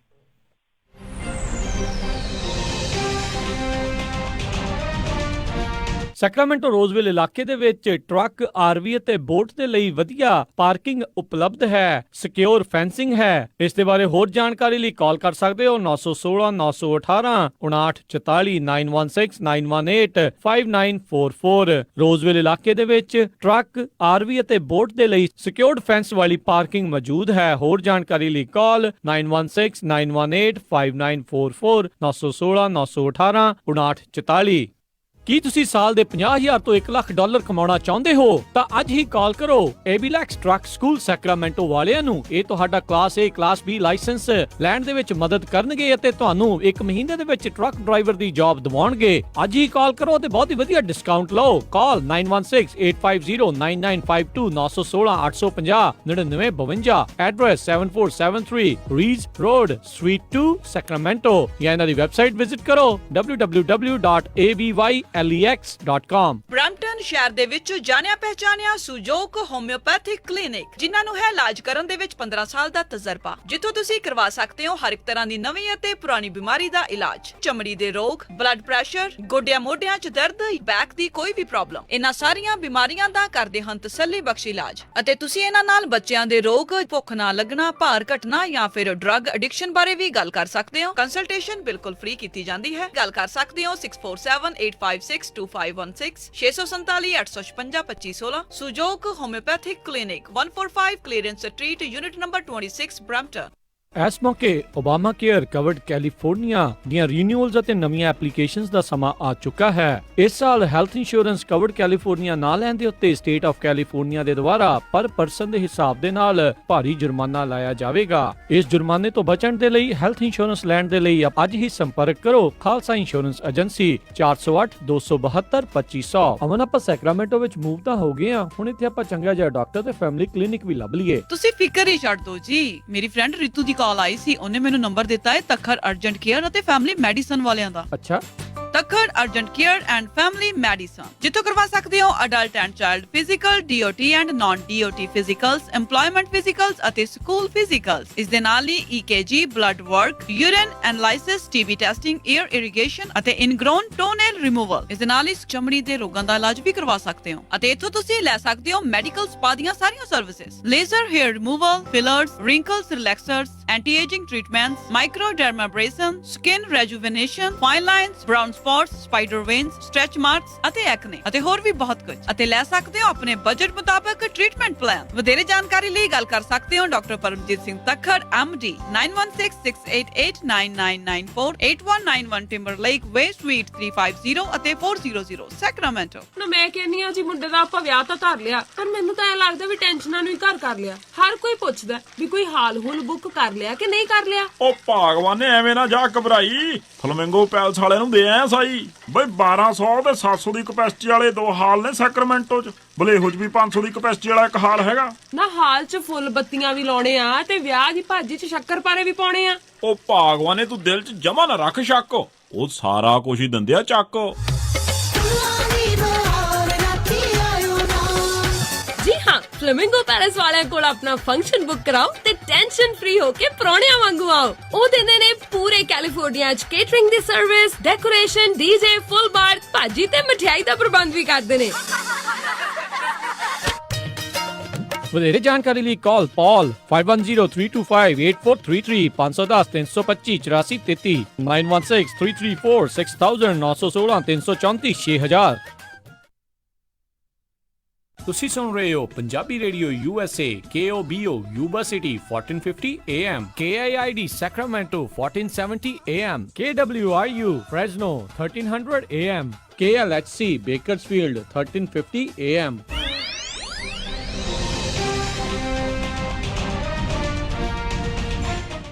ਪੰਜਾਬੀ ਰੇਡੀਓ USA ਸੁਣ ਰਹੇ ਸਾਰੇ ਹਿਮਾਨਯੋਗ ਅਤੇ ਸਤਿਕਾਰਤ ਸਰੋਤਿਆਂ ਨੂੰ ਇੱਕ ਵਾਰੀ ਫੇਰ ਨਿੱਕੀ ਜੀ ਆਇਆਂ ਨੂੰ ਸਭ ਦਾ ਸਵਾਗਤ ਹੈ ਸਰੋਤਿਓ ਪ੍ਰੋਗਰਾਮ ਦੇ ਵਿੱਚ। ਪ੍ਰੋਗਰਾਮ ਚੱਲ ਰਿਹਾ ਜੀ ਆਪਣਾ ਇਸ ਟਾਈਮ ਜਿਹੜਾ ਜੀ ਖਬਰ ਤੇ ਨਜ਼ਰ, ਤੇ ਮਿੰਟੂ ਜੀ ਆਪਣੇ ਨਾਲ ਇੱਕ ਵਾਰੀ ਫੇਰ ਜੁੜ ਚੁੱਕੇ ਨੇ। ਜੀ ਆਇਆਂ ਨੂੰ ਸਵਾਗਤ ਹੈ, ਸਤਿ ਸ਼੍ਰੀ ਅਕਾਲ ਜੀ। ਜੀ ਸ਼ੁਕਰੀਆ ਜੀ, ਸਤਿ ਸ਼੍ਰੀ ਅਕਾਲ ਜੀ। ਤੇ ਤੁਸੀਂ ਵੀ ਜੇ ਮਿੰਟੂ ਜੀ ਨੂੰ ਸਵਾਲ ਪੁੱਛਣਾ ਚਾਹੁੰਦੇ ਹੋ ਤਾਂ ਕਾਲ ਕਰ ਸਕਦੇ ਹੋ। ਨੰਬਰ ਹੈ 408 272 5200 4082725200। ਇਸ ਨੰਬਰ ਦੇ ਉੱਤੇ ਕਾਲ ਕਰਕੇ ਤੁਸੀਂ ਜੇ ਮਿੰਟੂ ਜੀ ਨੂੰ ਪੰਜਾਬ ਭਾਰਤ ਦੇ ਵਿੱਚ ਜੋ ਇਸ ਟਾਈਮ ਸਿਆਸੀ ਸਮੀਕਰਨ ਚੱਲ ਰਹੇ ਉਸ ਦੇ ਬਾਰੇ ਕੋਈ ਸਵਾਲ ਪੁੱਛਣਾ ਹੋਵੇ ਤਾਂ ਕਾਲ ਕਰ ਸਕਦੇ ਹੋ। ਤੇ ਆਪਣੇ ਨਾਲ ਅੱਜ ਦੇ ਪਹਿਲੇ ਕਾਲਰ ਜੁੜੇ ਨੇ ਰਾਜ ਜੀ। ਸਤਿ ਸ਼੍ਰੀ ਅਕਾਲ ਜੀ, ਸਵਾਗਤ ਹੈ। ਹਾਂਜੀ ਮਿੰਟੂ ਜੀ ਤੇ ਰਾਜ ਕਰਨਵੀਰ ਜੀ, ਸਤਿ ਸ਼੍ਰੀ ਅਕਾਲ ਦੋਵਾਂ ਭਰਾਵਾਂ ਨੂੰ। ਸਤਿ ਸ਼੍ਰੀ ਅਕਾਲ ਜੀ। ਸਤਿ ਸ਼੍ਰੀ ਅਕਾਲ। ਹਾਂਜੀ ਹਾਂਜੀ ਮਿੰਟੂ ਜੀ, ਪਹਿਲਾਂ ਤਾਂ ਸਵਾਲ ਨੀਗਾ, ਜਦੋਂ ਤੁਸੀਂ ਆ ਮੌਸਮ ਦੀਆਂ ਗੱਲਾਂ ਕਰਦੇ ਹੋ ਨਾ ਜੀ ਪੰਜਾਬ ਦੇ ਦੀਆਂ, ਤੇ ਤੁਹਾਡੇ ਇਲਾਕੇ ਦੇ ਰੇਤਲੇ ਖੇਤਾਂ ਦਾ ਸਾਗ ਬਹੁਤ ਸਵਾਦ ਹੁੰਦਾ ਸੀ ਤੇ ਉਦੋਂ ਹਾਂਜੀ ਉਹ ਯਾਦ ਆ ਜਾਂਦਾ ਜੀ ਅੱਜ ਕੱਲ੍ਹ ਦੇ ਦਿਨਾਂ ਦੇ ਵਿੱਚ, ਠੰਡ ਦੇ ਵਿੱਚ। ਤੇ ਕਿਤੇ ਆਏ ਤਾਂ ਜ਼ਰੂਰ ਤੁਹਾਡੇ ਕੋਲੋਂ ਇਹ ਸਾਗ ਜ਼ਰੂਰ ਖਾ ਕੇ ਜਾਣਾ ਜੀ। ਜ਼ਰੂਰ ਜੀ। ਤੇ ਹਾਂਜੀ ਦੂਜੀ ਸਵਾਲ ਇਹ ਹੈ ਜੀ ਵੀ ਜਦੋਂ ਕਸ਼ਮੀਰ ਦਾ ਮਸਲਾ ਐਡਾ ਵੱਡਾ ਹੋਇਆ, ਬਾਬਰੀ ਮਸਜਿਦ ਜਿਹੜਾ ਹੋਇਆ, ਤੇ 25 ਕਰੋੜ ਮੁਸਲਮਾਨ ਆਬਾਦੀ ਆ ਜਿਹੜੀ ਹਿੰਦੁਸਤਾਨ ਦੀ, ਉਹਨਾਂ ਦੇ ਵਿੱਚ ਕੋਈ ਭੋਰਾ ਜਿੰਨੀ ਚੂੰ ਚਾਂ ਹਿਲਜੁਲ ਨਹੀਂ ਹੋਈ। ਤੇ ਜੇ ਕਿਤੇ ਉਦੋਂ ਮਾੜਾ ਮੋਟਾ ਰਿਐਕਸ਼ਨ ਹੁੰਦਾ ਤੇ ਇਹਨਾਂ ਨੂੰ ਆਹ ਦਿਨ ਨਾ ਵੇਖਣੇ ਪੈਂਦੇ। ਉਦੋਂ ਕਿਉਂ ਨਹੀਂ ਹੋ ਸਕਿਆ, ਜਾਂ ਇੰਨੇ ਲੋਕ ਕਹਿੰਦੇ ਇੰਨੇ ਡਰ ਗਏ ਮੁਸਲਮਾਨ ਜਿੰਨਾ ਸਭ ਕੁਝ ਜਰ ਲਿਆ। ਅੱਜ ਤੱਕ ਕਸ਼ਮੀਰੀਆਂ ਦੇ ਹੱਕ ਦੇ ਵਿੱਚ ਕੋਈ ਮੁਸਲਮਾਨ ਹਿੰਦੁਸਤਾਨ ਦੇ ਹੋਰ ਇਲਾਕੇ ਦਾ ਖੜਿਆ ਨਹੀਂ ਗਾ ਜੀ। ਤੇ ਇਹ ਇੱਕ ਮੇਰਾ ਸਵਾਲ ਹੈ। ਤੇ ਦੂਜਾ ਸਵਾਲ ਜਿਹੜਾ ਉਹ ਤੁਸੀਂ ਸਿੰਗਰ ਦੀ ਉਹ ਉਮਰ ਕੈਦ ਦੀ ਗੱਲ ਕੀਤੀ, ਮੇਰੇ ਖਿਆਲ ਮੁਤਾਬਕ ਉਹਨੂੰ ਫਾਂਸੀ ਹੋਣੀ ਚਾਹੀਦੀ ਸੀ ਜਿਸ ਤਰ੍ਹਾਂ ਦਾ ਅੱਜ ਕੱਲ੍ਹ ਦਾ ਮਾਹੌਲ ਚੱਲ ਰਿਹਾ ਜੀ ਇੰਡੀਆ ਦਾ। ਜੀ ਧੰਨਵਾਦ। ਨਹੀਂ ਦੇਖੋ, ਉਹ ਤਾਂ ਕਾਨੂੰਨ ਨੇ ਆਪਣੀ ਕਿਤਾਬ ਵੇਖ ਕੇ ਕੰਮ ਕਰਨਾ, ਆਪਣੇ ਜਜ਼ਬਾਤ ਵੇਖ ਕੇ ਕੰਮ ਨਹੀਂ ਹੋ ਸਕਦਾ। ਤਾਂ ਜੋ ਸਜ਼ਾ ਵੱਧ ਤੋਂ ਵੱਧ ਆ ਮੇਰੇ ਖਿਆਲ ਦੇ ਨਾਲ ਤਾਂ ਉਮਰ ਕੈਦ ਬਹੁਤ ਆ। ਜੇ ਉਹ ਸਾਰੀ ਕਟਾਈ ਜਾਂਦੀ ਹੈ, ਜੇ ਸਾਰੀ ਕਟਾਈ ਜਾਂਦੀ, ਕੋਈ ਰਾਹਤ ਨਹੀਂ ਦਿੱਤੀ ਜਾਂਦੀ, ਮੰਨ ਲਓ ਸ਼ਿਖਰਲੀ ਅਦਾਲਤ ਵੱਲੋਂ ਵੀ ਕੋਈ ਛੋਟ ਨਹੀਂ ਦਿੱਤੀ ਜਾਂਦੀ, ਤਾਂ ਬਹੁਤ ਵੱਡੀ ਬਣ ਜਾਂਦੀ ਹੈ। ਹਾਲਾਂਕਿ ਇਹ ਹੁੰਦਾ ਕਿ ਇਹੋ ਜਿਹੇ ਲੋਕ ਜਿਹੜੇ VIP ਟ੍ਰੀਟਮੈਂਟ ਹਾਸਿਲ ਕਰ ਲੈਂਦੇ, ਉੱਥੇ ਆ ਕੇ ਦਿੱਕਤ ਆਉਂਦੀ ਆ। ਰਹੀ ਗੱਲ ਜਿਹੜੀ ਕਸ਼ਮੀਰ ਦੀ, ਦੇਖੋ ਕਸ਼ਮੀਰ ਦੇ ਮਾਮਲੇ ਦੇ ਵਿੱਚ ਲੋਕਾਂ ਨੂੰ ਇੱਕ ਉਮੀਦ ਵੀ ਸੀਗੀ। ਦੇਖੋ ਇੱਕ ਉਮੀਦ ਵੀ ਸੀਗੀ, ਹਾਂ ਸ਼ੱਕ ਜ਼ਰੂਰ ਸੀਗਾ, ਸੰਸਾ ਜ਼ਰੂਰ ਸੀਗਾ, ਇੱਕ ਉਮੀਦ ਵੀ ਸੀਗੀ ਕਿ ਚਲੋ ਯਾਰ ਇਹ ਕੰਮ ਨਿਬੜੇ, ਚਲੋ ਕਿਸੇ ਤਰੀਕੇ ਨਾਲ ਸ਼ਾਂਤੀ ਲਿਆਉਂਦੇ, ਚਲੋ ਦੇਖ ਲੈਂਦੇ ਆ। ਇਹ ਵੀ ਇੱਕ ਉਮੀਦ ਸੀਗੀ।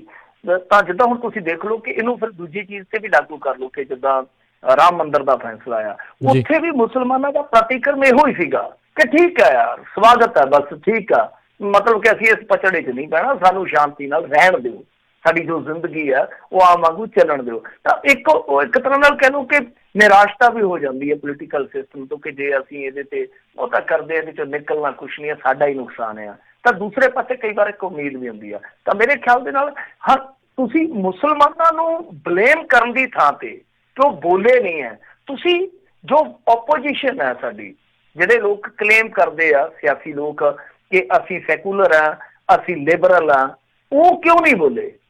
ਕਿਉਂਕਿ ਉਹ ਵੋਟਾਂ ਲੈਂਦੇ ਆ ਮੁਸਲਮਾਨਾਂ ਦੀਆਂ। ਉਹ ਕਿਉਂ ਨਹੀਂ ਬੋਲੇ?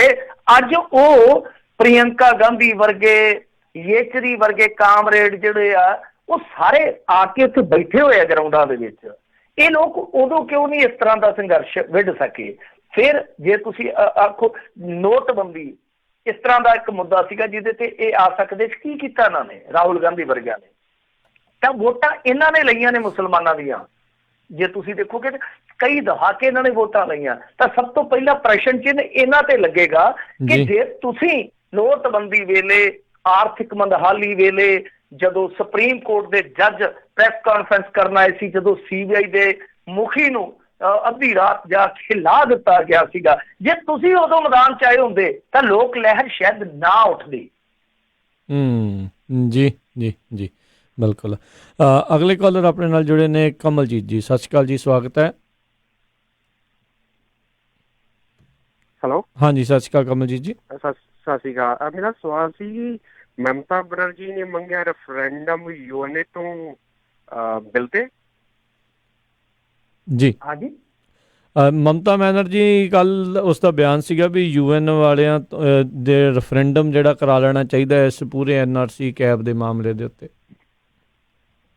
ਹਾਂਜੀ ਉਹ ਦੇਖੋ ਹੁਣ ਉਹ ਥੋੜਾ ਜਿਹਾ ਬਿਆਨ ਨੂੰ ਪਲਟ ਰਹੀ ਆ ਆਪਦੇ ਨੂੰ।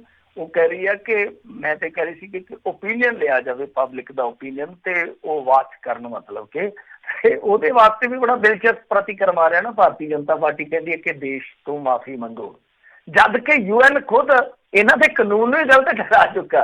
ਉਹਨਾਂ ਨੂੰ ਕੁਛ ਨਹੀਂ ਕਹਿ ਰਹੇ ਕਿ ਤੁਸੀਂ ਮਾਫੀ ਮੰਗੋ UN ਵਾਲਿਓ, ਤੁਸੀਂ ਸਾਨੂੰ ਬਦਨਾਮ ਕਰ ਦਿਓ, ਤੁਸੀਂ ਦੇਸ਼ ਧਰੋਹੀ ਹੋ, ਜਾਂ ਤੁਸੀਂ ਦੁਨੀਆ ਧਰੋਹੀ ਕਹਿ ਸਕਦੇ ਹੋ, ਦੇਸ਼ ਤਾਂ ਨਹੀਂ ਹੈ। ਤਾਂ ਉਹਨਾਂ ਨੂੰ ਨਹੀਂ ਕਹਿ ਰਹੇ, ਉਹਨੂੰ ਕਹਿ ਰਹੇ ਆ, ਮਤਲਬ ਕਿ ਮਮਤਾ ਬੈਨਰਜੀ ਨੂੰ ਕਹਿ ਰਹੇ ਆ ਕਿ ਮਾਫੀ ਮੰਗੋ। ਤਾਂ ਇਹਨਾਂ ਨੇ ਦਿੱਤਾ ਜ਼ਰੂਰ ਹੈ ਬਿਆਨ, ਅਖਬਾਰਾਂ ਦੇ ਵਿੱਚ ਵੀ ਆਇਆ, ਮੀਡੀਆ ਵਾਲੇ ਵੀ ਚੱਕੀ ਫਿਰਦੇ ਸੀ ਉਸ ਬਿਆਨ ਨੂੰ। ਪਰ ਹੁਣ ਜਿਹੜਾ ਦੂਸਰਾ ਉਹਨਾਂ ਦਾ ਕਰੈਕਸ਼ਨ ਦੇ ਰੂਪ ਦੇ ਵਿੱਚ ਬਿਆਨ ਹੈ, ਉਹ ਕਹਿੰਦੇ ਕਿ ਪਬਲਿਕ ਓਪੀਨੀਅਨ ਦੀ ਗੱਲ ਕੀਤੀ ਸੀਗੀ ਕਿ ਕਿਸੇ ਨਿਗਰਾਨੀ ਹੇਠ UN ਵਰਗੇ ਇਸ ਤਰ੍ਹਾਂ ਦੇ ਇੱਕ ਬਹੁਤ ਵੱਡੇ ਨਿਗਰਾਨ ਸੰਸਥਾਨ ਤੋਂ ਨਿਗਰਾਨੀ ਦੇ ਹੇਠ ਉਹ ਪਬਲਿਕ ਓਪੀਨੀਅਨ ਮੰਗਿਆ ਜਾਵੇ ਤਾਂ ਬਿਹਤਰ ਹੋਏਗਾ। ਜੀ ਅਗਲੇ ਕਾਲਰ ਨੇ ਜਸਪਾਲ ਸਿੰਘ ਜੀ। ਸਤਿ ਸ਼੍ਰੀ ਅਕਾਲ ਜੀ, ਸਵਾਗਤ ਹੈ। ਸਤਿ ਸ਼੍ਰੀ ਅਕਾਲ ਰਾਜਕਨਵੀਰ ਜੀ। ਸਤਿ ਸ਼੍ਰੀ ਅਕਾਲ ਮਿੰਟੂ ਜੀ। ਸਤਿ ਸ਼੍ਰੀ ਅਕਾਲ ਜੀ। ਸਤਿ ਸ਼੍ਰੀ ਅਕਾਲ ਜੀ। ਮਿੰਟੂ ਜੀ, ਜਿਹੜਾ ਬਰਗਾੜੀ ਗੋਲੀकांड ਹੋਇਆ ਜੀ ਤੇ ਗੁਰੂ ਸਾਹਿਬ ਜੀ ਦੀ ਬੇਅਦਬੀ ਦਾ ਸੀਗਾ ਕੇਸ, ਉਹ ਠੱਪ ਹੋ ਕੇ ਰਹਿ ਗਿਆ, ਉਹਦੀ ਕੋਈ ਖਬਰ ਨਹੀਂ ਆ ਰਹੀ। ਕੋਈ ਅਪਡੇਟ ਹੈਗੀ ਤਾਂ ਜ਼ਰੂਰ ਦਿਓ ਜੀ। Thank you. ਕਾਦੀ ਜੀ? ਬਰਗਾੜੀ ਦੇ ਗੁਰੂ ਗ੍ਰੰਥ ਸਾਹਿਬ ਜੀ ਦੀ ਜਿਹੜੀ ਬੇਅਦਬੀ ਕਾਂਡ ਸੀ, ਇਹ ਦੋ ਵੱਖਰੇ ਵੱਖਰੇ ਕੇਸ ਸੀਗੇ ਤੇ ਇਹਨਾਂ ਤੇ ਕੋਈ ਅਪਡੇਟ ਹੈਗੀ ਤਾਂ ਦਿਓ ਜੀ ਜ਼ਰੂਰ। ਨਹੀਂ ਭਾਜੀ ਉਹ ਤਾਂ ਹੁਣ ਅੜੰਗਾ ਇਸ ਗੱਲ ਦਾ ਪੈ ਗਿਆ ਨਾ ਕਿ CBI ਹੈ ਜਿਹੜੀ ਉਹ ਕੇਸ ਵਾਪਸ ਨਹੀਂ ਦੇ ਰਹੀ, ਜਿਹੜੇ ਬੇਅਦਬੀ ਦੇ ਮਾਮਲੇ ਆ ਜਿਹੜੇ, ਕਿਉਂਕਿ ਬਾਈਬਲ ਤੇ ਕੋਟਕਪੂਰਾ ਇਹ ਤੇ ਦੋ ਇਹਨਾਂ ਦੇ ਕੋਲ ਹੈਗੇ ਉਹ ਚੱਲੀ ਜਾਂਦੇ ਆ। ਉਹ ਜਿਹੜੇ 3 ਬੇਅਦਬੀਆਂ ਦੇ ਕੇਸ ਸੀਗੇ CBI ਦੇ ਨਹੀਂ ਰਹੀ ਵਾਪਸ ਇਹਨਾਂ ਨੂੰ, ਉਹਦੇ ਲਈ ਅੱਡ ਪਚੜਾ ਪੈ ਗਿਆ।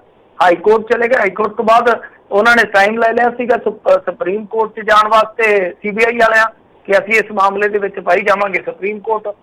ਤਾਂ ਸਾਨੂੰ ਤੇ ਅਖਤਿਆਰ ਹੈ, ਅਸੀਂ ਜਿਹੜਾ ਕੇਸ ਵਾਪਸ ਲੈ ਲਿਆ ਉਹ ਦਿੱਲੀ ਪੁਲਿਸ ਸਪੈਸ਼ਲ ਐਕਟ ਦੇ ਵਿੱਚ ਪ੍ਰਬੰਧ ਹੈ ਕਿ ਅਸੀਂ ਕੇਸ ਵਾਪਸ ਨਹੀਂ ਦੇ ਸਕਦੇ। ਉਹਨਾਂ ਤੇ ਉਲਟਾ ਮੁੜ ਕੇ ਜਾਂਚ ਪੜਤਾਲ ਸ਼ੁਰੂ ਵੀ ਕਰ ਦਿੱਤੀ, ਬਿਆਨ ਫੇਰ ਲੈਣੇ ਸ਼ੁਰੂ ਕਰ ਦਿੱਤੇ ਆ। ਲੋਕ ਜਿਹੜੇ ਆ ਉਹ ਖਫਾ ਨੇ ਕਿ ਤੁਹਾਨੂੰ ਕਿੰਨੀ ਕੁ ਵਾਰੀ ਅਸੀਂ ਬਿਆਨ ਦਰਜ ਕਰਵਾਈ ਜਾਈਏ। ਸੋ ਉਹ ਕਾਨੂੰਨੀ ਪਚੜੇ 'ਚ ਫਸ ਗਈ ਆ ਭਾਜੀ ਗੱਲਬਾਤ। ਮੈਂ ਤੇ ਇਸੇ ਕਰਕੇ ਕਹਿੰਦਾ ਕਿ ਜਿੰਨਾ ਅਕਾਲੀਆਂ ਦਾ ਜਲੂਸ ਕੱਢਿਆ ਲੋਕਾਂ ਨੇ ਇਸ ਮੁੱਦੇ ਤੇ, ਹੁਣ ਕਾਂਗਰਸ ਬਾਰੇ ਕੋਈ ਕੁਸਕਦਾ ਹੀ ਨਹੀਂ, ਕਾਂਗਰਸ ਨੂੰ ਕੋਈ ਸਵਾਲ ਹੀ ਨਹੀਂ ਕਰਦਾ ਕਿ ਤੁਸੀਂ ਭਾਈ ਕੀਤਾ ਕਿ ਤੁਸੀਂ ਤੇ ਮਤਾ ਵੀ ਪਾਇਆ ਸੀਗਾ, ਫਿਰ ਤੁਹਾਡੇ ਅਫਸਰਾਂ ਨੇ ਗਲਤ ਕਰਾਰ ਦੇ ਦਿੱਤਾ, CBI ਨੂੰ ਆਪ ਹੀ ਲਿਖ ਦਿੱਤਾ ਕਿ ਨਹੀਂ ਤੁਸੀਂ ਜਾਂਚ ਪੜਤਾਲ ਕਰੋ। ਸਵਾਲ ਤੇ ਹੁਣ ਇਹਨਾਂ ਨੂੰ ਵੀ ਹੋਣੇ ਚਾਹੀਦੇ ਆ ਕਿਉਂਕਿ ਇਹ ਉਸੇ ਮੁੱਦੇ ਨੂੰ ਕੈਸ਼ ਕਰਕੇ ਸੱਤਾ 'ਚ ਆਏ ਆ। ਜੀ ਬਿਲਕੁਲ ਧੰਨਵਾਦ ਜੀ। ਤੇ ਬਿਲਕੁਲ ਜੇ ਤੁਸੀਂ ਵੀ ਸਵਾਲ ਪੁੱਛਣਾ ਚਾਹੁੰਦੇ ਹੋ ਤਾਂ ਫੋਨ ਲਾਈਨਸ ਓਪਨ ਨੇ, ਕਾਲ ਕਰ ਸਕਦੇ ਹੋ। ਨੰਬਰ ਹੈਗਾ ਜੀ 408 272 5200 4082725200। ਅਗਲੇ ਕਾਲਰ ਨੇ ਪਰਮਿੰਦਰ ਜੀ। ਸਤਿ ਸ਼੍ਰੀ ਅਕਾਲ ਜੀ। ਹੈਲੋ, ਸਤਿ ਸ਼੍ਰੀ ਅਕਾਲ ਜੀ। ਸਤਿ ਸ਼੍ਰੀ ਅਕਾਲ ਜੀ। ਹਾਂਜੀ ਭਾਜੀ, ਮੈਂ ਪੁੱਛਣਾ ਚਾਹੁੰਦਾ ਸੀ, ਮੈਂ ਕਿਹਾ ਵੀ ਜਿਹੜਾ ਆਪਣਾ ਪ੍ਰਗਟ ਸਿੰਘ ਬੋਲਿਆ ਇਹਨਾਂ ਦੇ ਆਪਣਾ ਸਰਕਾਰ ਦੇ ਵਿੱਚ ਰਹਿੰਦਿਆਂ ਹੋਇਆ ਹੁਣ ਦੁਬਾਰਾ ਫੇਰ ਉਹ ਸਰਕਾਰ ਦੇ ਖਿਲਾਫ ਬੋਲਿਆ, ਜਿਹੜੀ ਪੰਚਾਇਤੀ ਜ਼ਮੀਨਾਂ ਦੇ ਖਿਲਾਫ ਆ, ਉਹਦੇ ਬਾਰੇ ਮੈਂ ਪੁੱਛਣਾ ਸੀ, ਟਿੱਪਣੀ ਲੈਣੀ ਸੀ ਭਾਜੀ, ਕੀ ਹੈਗੀ ਆ ਅਪਡੇਟ ਉਹਦਾ? ਜੀ ਥੈਂਕ ਯੂ। ਦੇਖੋ ਬੋਲਿਆ ਪ੍ਰਗਟ ਸਿੰਘ ਤੇ ਅਕਾਲੀ ਜਦੋਂ ਸੀਗਾ ਉਸ ਸਰਕਾਰ ਦੇ ਵਿੱਚ ਵੀ ਬੋਲਿਆ ਸੀਗਾ, ਲੋਕਾਂ ਨੇ ਫਿਰ ਜਿਤਾਇਆ ਵੀ ਸੀਗਾ। ਉਹ ਮੈਨੂੰ ਯਾਦ ਆ, ਮੇਰੇ ਖਿਆਲ ਦੇ ਨਾਲ ਇੱਕ ਡੰਪ ਵਾਲਾ ਮਾਮਲਾ ਸੀਗਾ, ਉਹਦੇ ਵਿੱਚ ਉਹਨੇ ਸਟੈਂਡ ਲਿਆ ਸੀ ਆਪਣੇ ਲੋਕਾਂ ਲਈ, ਆਪਣੇ ਇਲਾਕੇ ਦੇ ਲੋਕਾਂ ਲਈ। ਫਿਰ ਜੀ ਮੈਨੂੰ ਲੱਗਦਾ ਜੀ ਲਾਈਨ ਦੇ ਵਿੱਚ ਫਿਰ ਪ੍ਰੋਬਲਮ ਆ, ਲਾਈਨ ਡ੍ਰੌਪ ਹੋ ਗਈ ਹੈ। ਤੇ ਇੱਦਾਂ ਸਰੋਤੇ ਜੁੜੇ ਰਹੋ ਤੇ ਆਪਾਂ ਮੁੜ ਕੇ ਦੁਬਾਰਾ ਉਹਨਾਂ ਦੇ ਨਾਲ ਕੰਟੈਕਟ ਕਰਦੇ ਹਾਂ।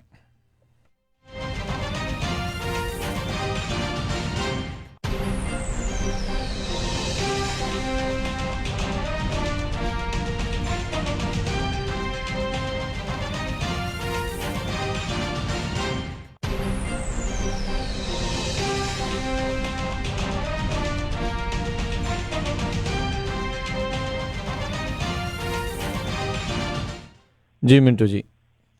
ਹਾਂਜੀ, ਉਹ ਪ੍ਰਗਟ ਸਿੰਘ ਦੀ ਗੱਲ ਆਪਾਂ ਕਰਦੇ ਪਏ ਸਾਂ। ਮੈਂ ਕਿਹਾ ਪ੍ਰਗਟ ਸਿੰਘ ਨੇ ਉਦੋਂ ਵੀ ਸਟੈਂਡ ਲਿਆ ਸੀ, ਉਦੋਂ ਵੀ ਬੋਲਿਆ ਸੀ ਤੇ ਲੋਕਾਂ ਨੇ ਉਹਦਾ ਮੁੱਲ ਵੀ ਪਾਇਆ ਤੇ ਦੁਬਾਰਾ ਉਹ ਚੁਣਿਆ ਗਿਆ।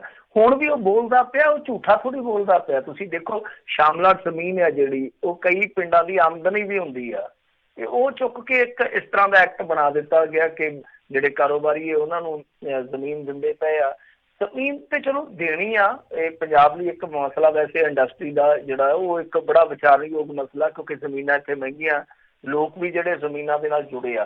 ਤਾਂ ਉਹ ਜ਼ਮੀਨਾਂ ਜਿਹੜੀਆਂ ਨੇ ਉਹ ਕਿਹੜੀਆਂ ਹੋਣੀਆਂ ਚਾਹੀਦੀਆਂ, ਜਿਹੜੀਆਂ ਵਾਫਰ ਪਈਆਂ ਨੇ ਜਾਂ ਜਿਹੜੀਆਂ ਵਾਹੀਯੋਗ ਨਹੀਂ ਹੈ, ਉਹਨਾਂ ਚੋਂ ਕੱਢਿਆ ਜਾ ਸਕਦਾ, ਪੂਲ ਬਣਾਇਆ ਜਾ ਸਕਦਾ, ਹੋਰ ਕੁਝ ਸੋਚਿਆ ਜਾ ਸਕਦਾ। ਪਰ ਸ਼ਾਮਲਾਟ ਜ਼ਮੀਨਾਂ ਨੂੰ ਜੇ ਇਸ ਤਰ੍ਹਾਂ ਤੁਸੀਂ ਦੇ ਦਿਓਗੇ ਤੇ ਫਿਰ ਪਿੰਡਾਂ ਦਾ ਜਾਂ ਤੇ ਤੁਸੀਂ ਛੋਟੀ ਚੱਕੋ ਕਿ ਅਸੀਂ ਗਰਾਂਟਾਂ ਦਿੰਦੇ, ਪੂਰੀਆਂ ਗਰਾਂਟਾਂ ਤੇ ਖੇਤ ਦੀ ਮਿੱਟੀ ਵੀ ਨਹੀਂ ਦਿੱਤੀ ਇਹਨਾਂ ਨੇ 3 ਸਾਲਾਂ ਦੇ ਵਿੱਚ।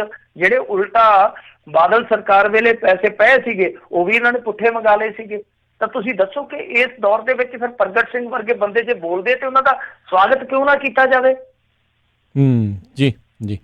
ਅਗਲੇ ਜਿਹੜੇ ਕਾਲਰ ਆਪਣੇ ਜੁੜੇ ਨੇ ਅਜੈਬ ਸਿੰਘ ਜੀ, ਸਤਿ ਸ਼੍ਰੀ ਅਕਾਲ ਜੀ। ਹਾਂਜੀ ਹਾਂਜੀ, ਸਤਿ ਸ਼੍ਰੀ ਅਕਾਲ ਮਿੰਟੂ ਜੀ, ਸਤਿ ਸ਼੍ਰੀ ਅਕਾਲ ਜੀ। ਜੀ ਸਤਿ ਸ਼੍ਰੀ ਅਕਾਲ ਜੀ। ਹਾਂਜੀ ਹਾਂਜੀ ਸਰ ਜੀ, ਮੇਰਾ ਸਵਾਲ ਹੀ ਆ, ਜਿੱਦਾਂ ਸਵਾਲ ਜਾਂ ਸੁਝਾਅ, ਜਿੱਦਾਂ ਮੈਂ ਇਹ ਚਾਹੁੰਦਾ ਵੀ ਜਿੱਦਾਂ ਜਿਹੜੇ ਆਪਣੇ ਹਿੰਦੂ ਵੀਰ ਨੇ ਸਾਡੇ, ਉੱਦਾਂ ਮੈਂ ਤਾਂ ਸਾਰੇ ਧਰਮਾਂ ਦਾ ਹੀ ਸਤਿਕਾਰ ਕਰਦਾ, ਕੋਈ ਵੀ ਚੰਗਾ ਇਨਸਾਨ ਹੋਵੇ, ਧਰਮ ਕੋਈ ਹੋਵੇ, ਮਤਲਬ ਜਿਹੜੇ ਸਾਡੇ ਹਿੰਦੂ ਵੀਰ ਨੇ ਉਹ ਜਿੱਦਾਂ ਹਿੰਦੂ ਰਾਸ਼ਟਰ ਦੀ ਜਿੱਦਾਂ ਗੱਲ ਕਰਦੇ ਨੇ ਮੋਦੀ ਜੀ, ਤੇ ਉਹ ਮੈਂ ਵੇਖਿਆ ਵੀ ਉਹ ਹਿੰਦੂ ਰਾਸ਼ਟਰ ਜਿੱਦਾਂ ਰਾਮ ਮੰਦਿਰ ਬਣਾ ਕੇ, ਜਿੱਦਾਂ ਵਿੱਚੋਂ ਆ ਜਿਹੜਾ ਹੁਣ ਸਿਟੀਜ਼ਨ ਵਾਲਾ ਲਿਆਂਦਾ ਉਹਨੇ ਮੁੱਦਾ ਬਿੱਲ ਪਾਸ ਕੀਤਾ, ਇਹਦੇ ਨਾਲ ਉਹ ਹਿੰਦੂਆਂ ਨੂੰ ਹੱਥ ਵਿੱਚ ਜਿੱਦਾਂ ਉਹ ਠੂਠਾ ਫੜਾ ਕੇ ਮੰਗਤੇ ਨਾ ਬਣਾ ਦੂਗਾ, ਜਿੱਦਾਂ ਅਸੀਂ ਵੀ ਇੱਕ ਟਾਈਮ ਸੀਗਾ ਜੀ, ਅਸੀਂ ਆਪ ਬਾਦਲ ਦੀ ਬੜੀ ਮਾਲਾ ਜੱਪੀ ਆ, ਤੇ ਔਰ ਬਾਦਲ ਨੇ ਵੀ ਸਾਨੂੰ ਧਰਮ ਦੇ ਨਾਂ ਤੇ ਮੰਗਤੇ ਬਣਾਇਆ ਜੀ। ਇਹ ਸਾਡੇ ਲੋਕਾਂ ਨੂੰ, ਪਬਲਿਕ ਨੂੰ ਸੋਚਣ ਦੀ ਲੋੜ ਆ, ਜਿਹੜੇ ਹਿੰਦੂ ਰਾਸ਼ਟਰ ਮੰਗਦੇ ਆ ਤੇ ਜਿਹੜੇ ਮੋਦੀ ਭਗਤ ਬਣੇ। ਮੈਂ ਤੇ ਇਹ ਗੱਲ ਚਾਹੁੰਦਾ ਜੀ। ਧੰਨਵਾਦ। ਹਾਂਜੀ ਨਹੀਂ, ਇਹਦੇ ਵੇਖੋ ਸਬਰਾ ਭਾਸਕਰ ਕੌਣ ਆ? ਉਹ ਕੁੜੀ ਹੈ ਜਿਹੜੀ ਫਿਲਮੀ ਐਕਟਰਸ ਹੈ ਜਿਹੜੀ, ਉਹ ਵੀ ਵਿਰੋਧ ਦੇ ਵਿੱਚ ਉਤਰੀ ਪਈ ਆ। ਇਹਦਾ ਮਤਲਬ ਆ ਕਿ ਸਾਰੇ ਹਿੰਦੂ ਰਾਸ਼ਟਰ ਨਹੀਂ ਚਾਹੁੰਦੇ। ਤੁਸੀਂ ਪ੍ਰੋਟੈਸਟ ਦੇਖ ਲਓ, ਚਾਹੇ ਕੋਈ ਵੀ ਹੈ, ਜਾਮੀਆ ਮਿਲੀਆ ਇਸਲਾਮੀਆ ਦੇ ਵਿੱਚ ਇਕੱਲੇ ਮੁਸਲਮਾਨ ਬੱਚੇ ਨਹੀਂ ਸਨ ਕੁੱਟੇ ਗਏ, ਉੱਥੇ ਹਿੰਦੂ ਬੱਚੇ ਵੀ ਕੁੱਟੇ ਗਏ, ਔਰ ਪ੍ਰੋਟੈਸਟ ਦੇ ਵਿੱਚ ਅੱਜ ਵੀ ਹਿੰਦੂ ਬੱਚੇ ਆ। ਔਰ ਇੱਕ ਬੱਚੀ ਜਿਹੜੀ ਆ ਉਹ ਰੋਜ਼ਾਨਾ ਸਨੈਕਸ ਲੈ ਕੇ ਆਉਂਦੀ ਹੈ ਉੱਥੇ ਪ੍ਰੋਟੈਸਟਰਸ ਲਈ ਰੋਜ਼ਾਨਾ। ਸੋ ਕਹਿਣ ਦਾ ਮਤਲਬ ਇਹ ਨਹੀਂ ਹੈ ਕਿ ਸਾਰੇ ਹਿੰਦੂ ਰਾਸ਼ਟਰ ਚਾਹੁੰਦੇ, ਔਰ ਜਿੱਦਣ ਸਾਰੇ ਹਿੰਦੂ ਰਾਸ਼ਟਰ ਚਾਹੁਣਗੇ ਮੇਰੇ ਖਿਆਲ ਦੇ ਨਾਲ ਉਦੋਂ ਪਰਲੋ ਵਾਲਾ ਹਿਸਾਬ ਕਿਤਾਬ ਵੀ ਹੋਏਗਾ।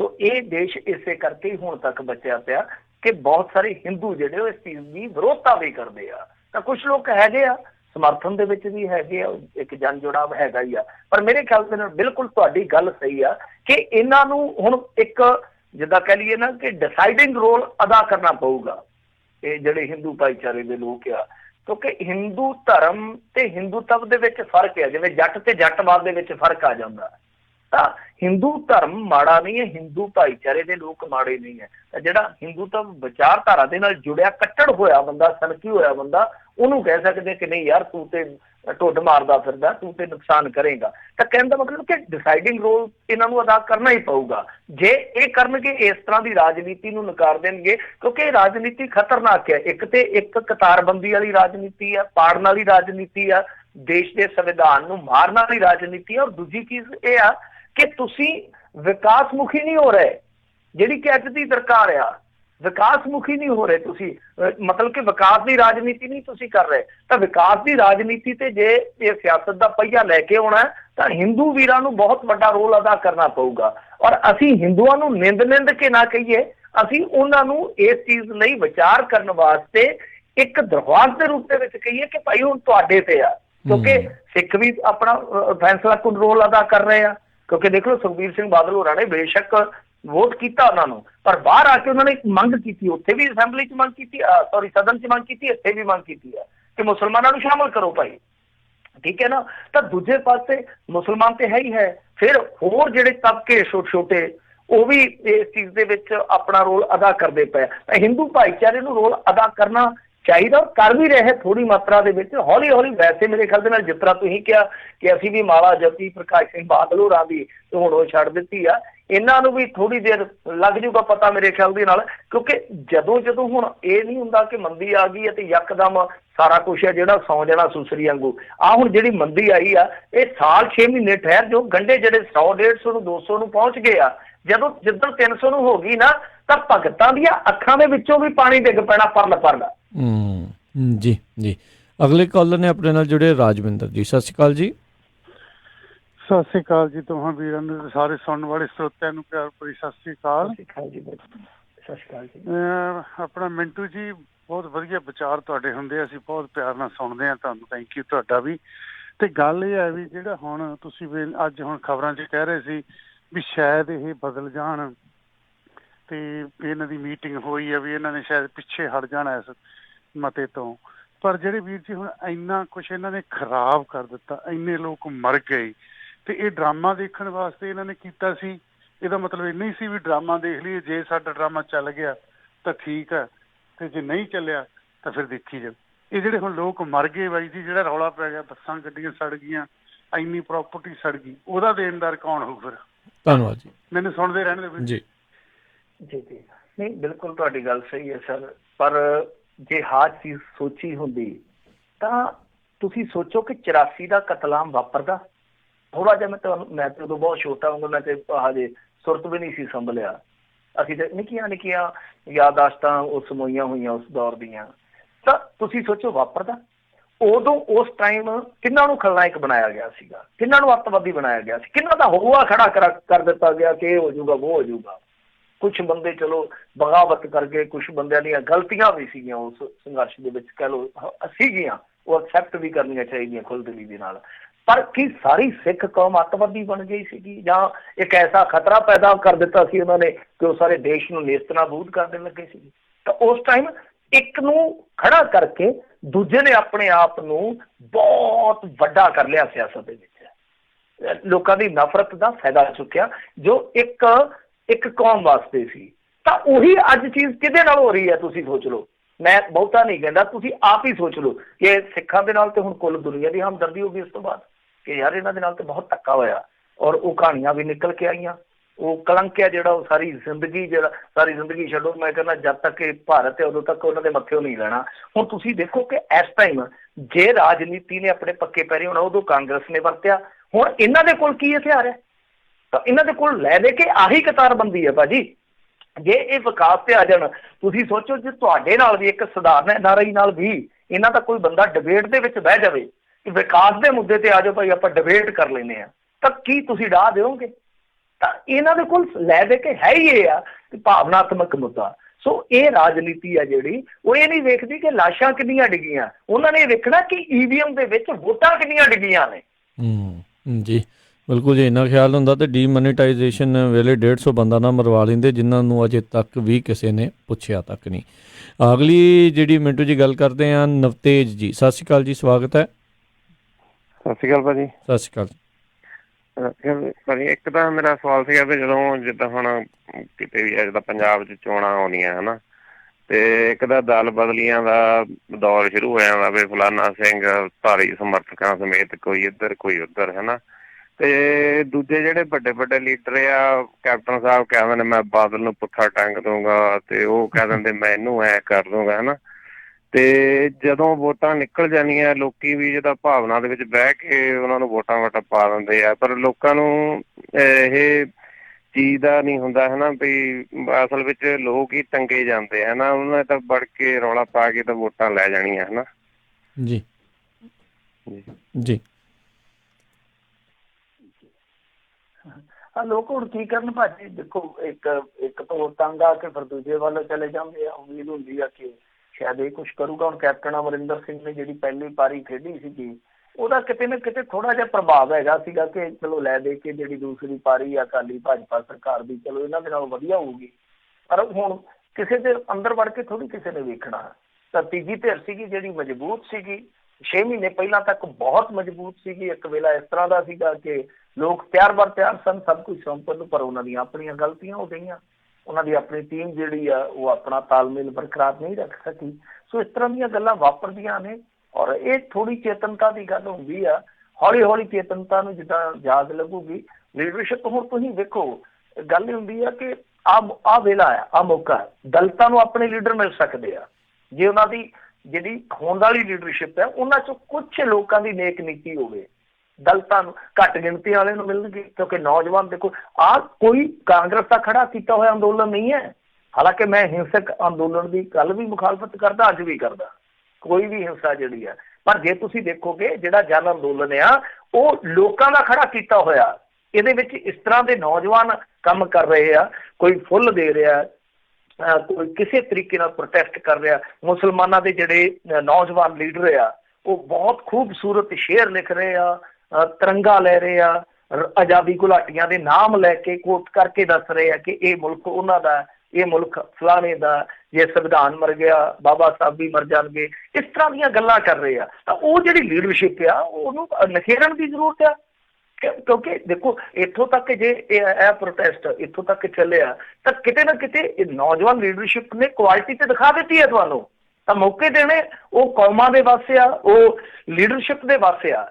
ਇਹ ਨਹੀਂ ਹੈ ਕਿ ਲੀਡਰ ਹੈ ਨਹੀਂਗੇ, ਜੇ ਲੀਡਰਾਂ ਨੂੰ ਸਹੀ ਪਲੇਟਫਾਰਮ ਦਿੱਤੇ ਜਾਣ ਤੇ ਨਿਖਰ ਜਾਣਗੇ। ਔਰ ਵੈਸੇ ਵੀ ਮੈਂ ਅੱਗੇ ਕਹਿੰਦਾ ਹੁੰਦਾ ਕਿ ਜਿੰਨਾ ਸਿਆਹ ਹਨੇਰਾ ਹੋਊਗਾ ਨਾ ਜੁਗ ਨੂੰ ਜ਼ਿਆਦਾ ਚਮਕਦੇ ਆ। ਤਾਂ ਜਿੰਨਾ ਇਸ ਤਰ੍ਹਾਂ ਦਾ ਸਿਸਟਮ ਪੋਲੀਟੀਕਲ ਸਿਸਟਮ ਕਰਪਟ ਹੋਊਗਾ, ਜਿੰਨਾ ਇਸ ਤਰ੍ਹਾਂ ਦਾ ਧੋਖਾ ਦੇਣ ਵਾਲਾ ਹੋਊਗਾ ਨਾ, ਉਨਾ ਹੀ ਜਿਹੜਾ ਅਗਲਾ ਪੁਸ਼ ਹੋਊਗਾ ਨਿਖਰੂਗਾ। ਹਾਂ ਠੀਕ ਹੈ, ਜੋ ਨੁਕਸਾਨ ਹੋ ਜਾਏਗਾ, ਜੋ ਪਾਣੀ ਪਤਨਾ ਤੋਂ ਨਿਕਲੇਗਾ, ਉਹਦੀ ਭਰਪਾਈ ਨਹੀਂ ਹੋਣੀ।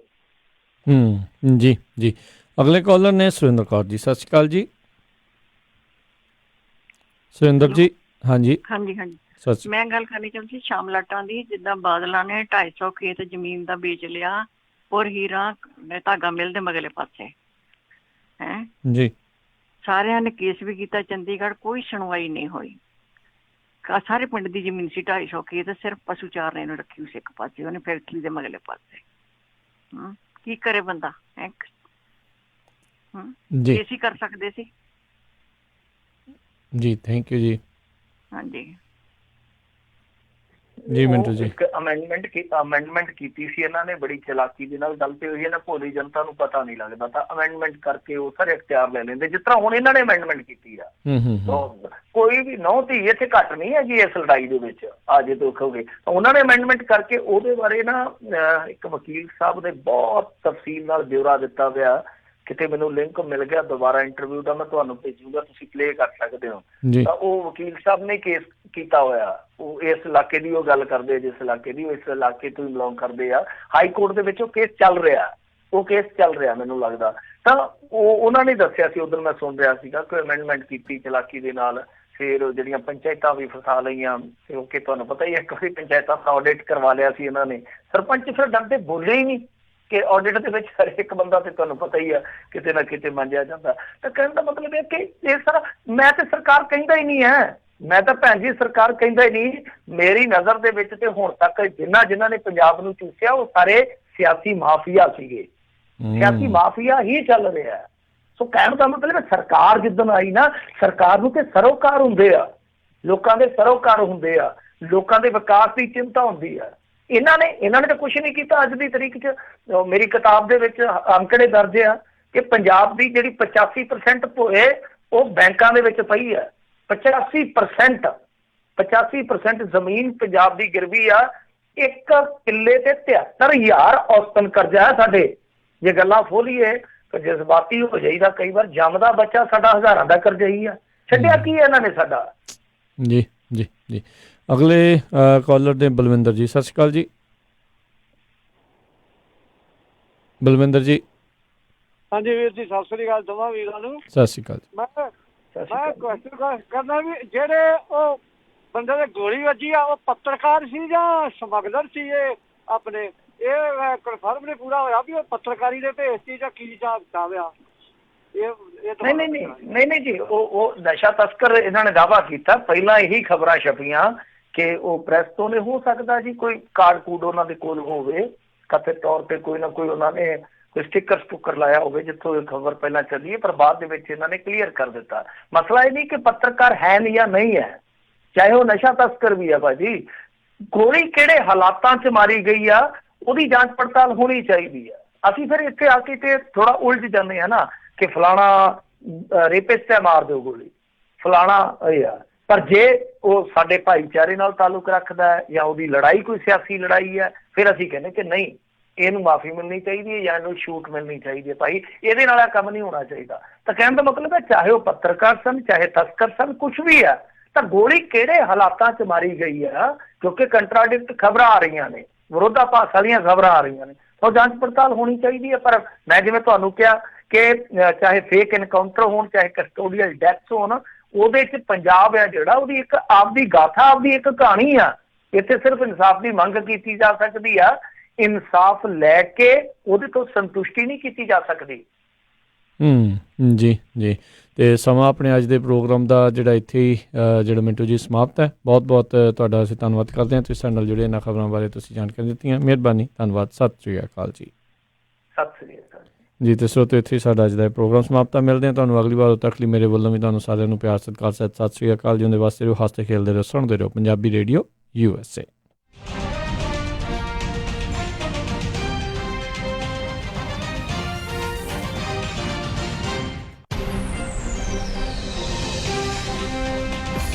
ਤੁਸੀਂ ਸੁਣ ਰਹੇ ਹੋ KOBO Yuba City 1450 AM, KIID Sacramento 1470 AM, KWRU Fresno 1300 AM, KLHC Bakersfield 1350 AM.